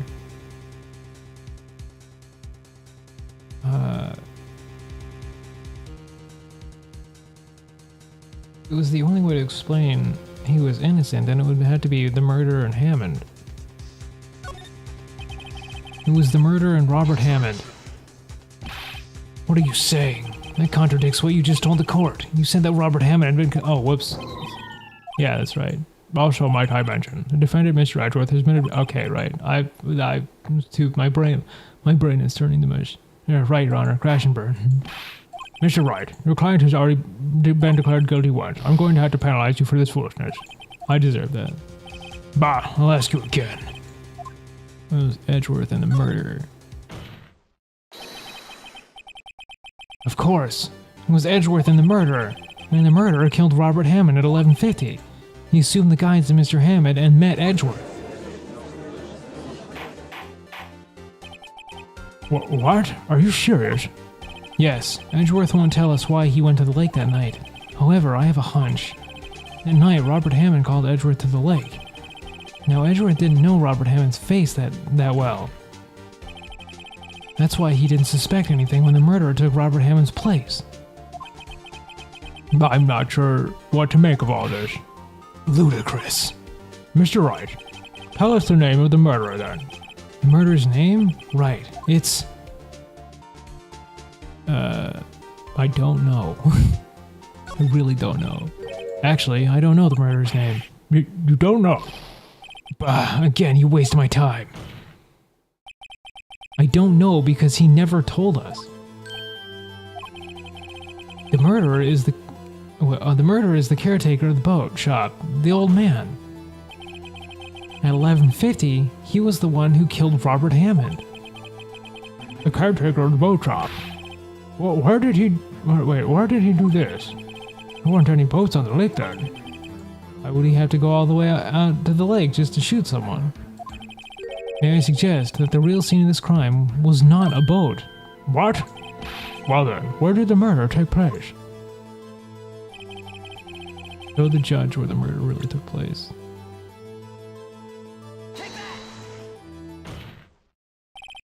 Here, of course, the boat shop where he lives. Yeah, I got one of the answers wrong because I couldn't read. It's like the hardest part about this game is that I suck at reading. That way he could meet with the victim without anyone seeing. Do you have any proof that the boat shop was the scene of the crime? Recall Larry's testimony if you will.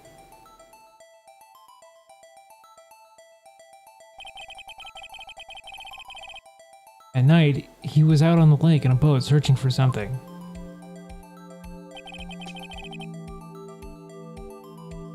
Oh, excuse me. He finds it and returns the boat.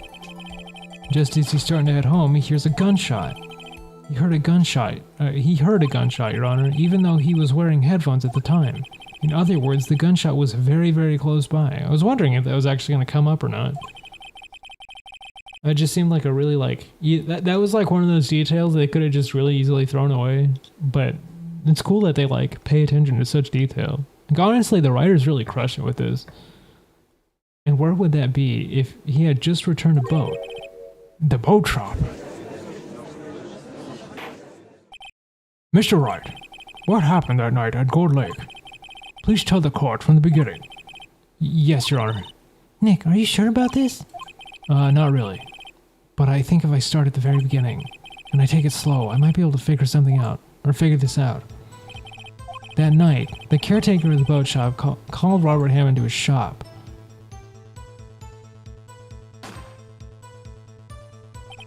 Because we know it was the clerk. This was around 11:50. That was when the gunshot that Larry heard was fired. After that, the caretaker put on Robert Hammond's coat, and he became Robert Hammond. And he got in the boat with Edgeworth and went out into the middle of the lake. Then who fired the pistol on the boat, Mr. Wright? The boat... Well, it wasn't, because we know... Was it the... Hang on. Let me think about this. My brain is starting to falter a little bit. Alright, the pistol on the boat. I'm not sure, right? Okay. Oh, was it Edgeworth? Was Edgeworth defending himself? No, because he said he picked up the gun afterwards, so it had to be the shopkeeper.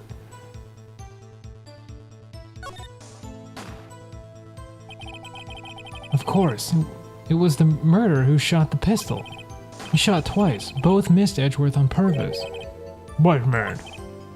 Yes? Why would he shoot twice if he didn't mean to hit anyone? Details. You know this, Mr. Wright. The moment you run out of explanations is the moment you lose. Tell us why the murderer had to fire twice. Create a witness. Oh, to create a witness. That's super smart, actually.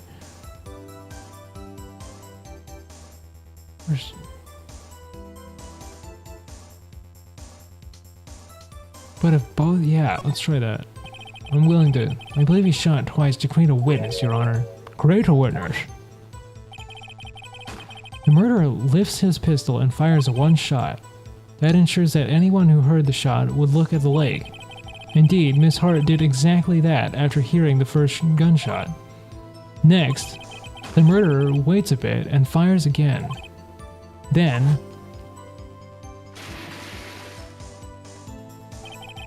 the murderer jumps from the boat himself, leaving the pistol in the boat behind him.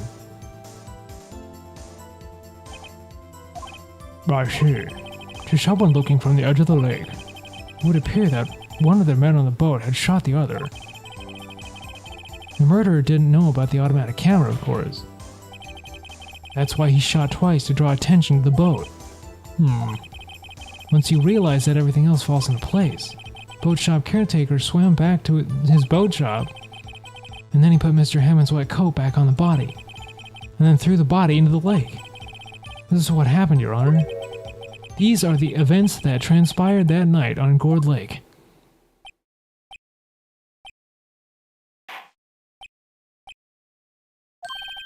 Bailiff, bring out the witness from before. The boat shop caretaker, quickly.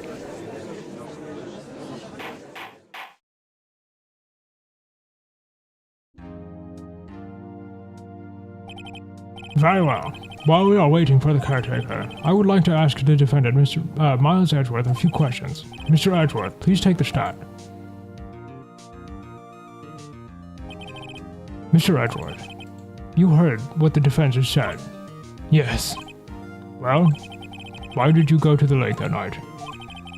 What Wright has said was mostly correct. Astonishingly so, actually. Yes. Several days ago, I received a letter. The letter was signed Robert Hammond. He asked me to come to the boat shop by the lake at midnight on Christmas Eve. He said he had something very important to discuss with me. Oh my god, Ninja, I just now realized you changed your name to Larry. I told you I can't read.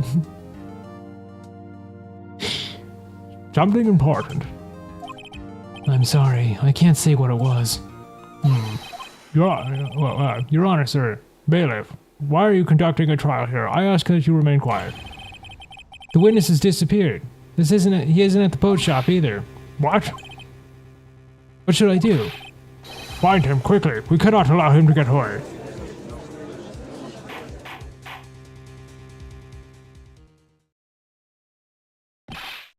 Mr. Von Kara, your witness has disappeared. The search warrant has already been issued. It goes without saying that I cannot declare a verdict under these circumstances. I will extend the trial until tomorrow, the final day allowed. I request that the police department utilize all its forces to find that witness. Am I understood? One more thing.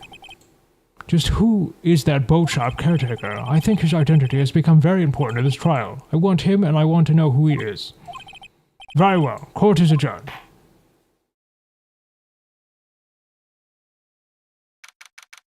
Number 27th, 1:22 p.m. District Court Defendant Lobby number 2. Hey, Nick, you did it. Yeah. Well, at least we got out from under the guilty verdict.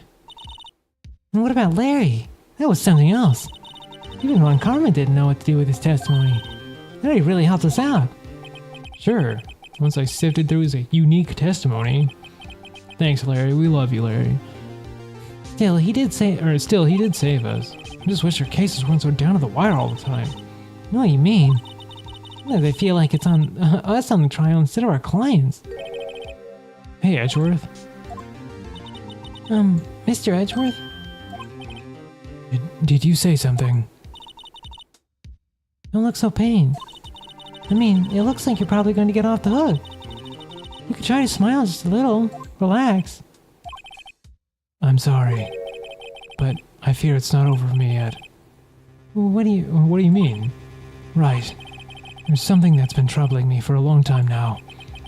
I don't know whether or not to tell you. Edgeworth? No, there's so little time left. I want to tell you, to get it off my chest, but... I can't make up my mind. What is this all about, Edgeworth? It's a nightmare I've had. A memory of a crime that I committed. A crime you committed? A memory of a murder. Did Edgeworth shoot his dad? By accident? Oh. I don't know if I want to do... Oh no. Maybe he's just remembering it wrong. Who knows? I guess we'll figure it out next time, because I have to go rest my voice. If I don't rest my voice now, I'm gonna die. My voice is on the verge of absolutely giving out. But I want to keep playing. I mean, I'm so invested. No, I have to.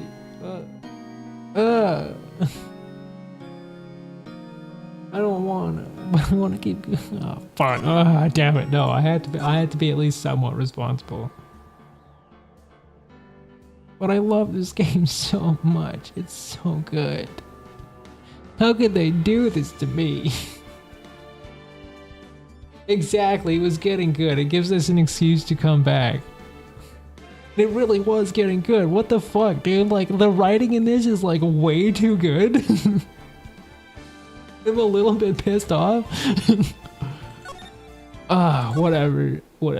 I swear to God, if this ends and I'm still not like satisfied, we're probably just gonna like marathon the next Ace Attorney game. It's gonna be like the only game on the schedule until we beat it, because I can't stand having to wait this long to come back to it. It makes my... I love it so much. Why is it so good? Somebody make it not be good. Actually, don't make it not be good. I love this game. It's perfect. God damn. Fuck. Okay. All right. I'm gonna go rest. My My throat really does hurt a little bit. And tomorrow we have Mega Man, so I'm probably gonna be screaming a little bit more. So I might as well go rest while I can. God damn, I love this game. Okay. Well, I will go ahead and call it here.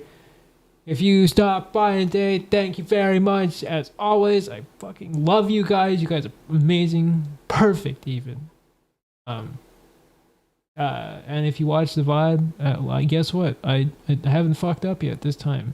Maybe I'll undisgrace myself. But yeah, so yeah, I think that'll be it. I'm gonna rest my voice and my brain a little bit because I did some thinking, and thinking is hard, and I need to go lay down. I will see you guys tomorrow for Mega Man, where we will probably just shoot our problems away instead of doing any kind of detective work, because we solved one problem with our brain. Tomorrow we gotta solve it with gun and sword.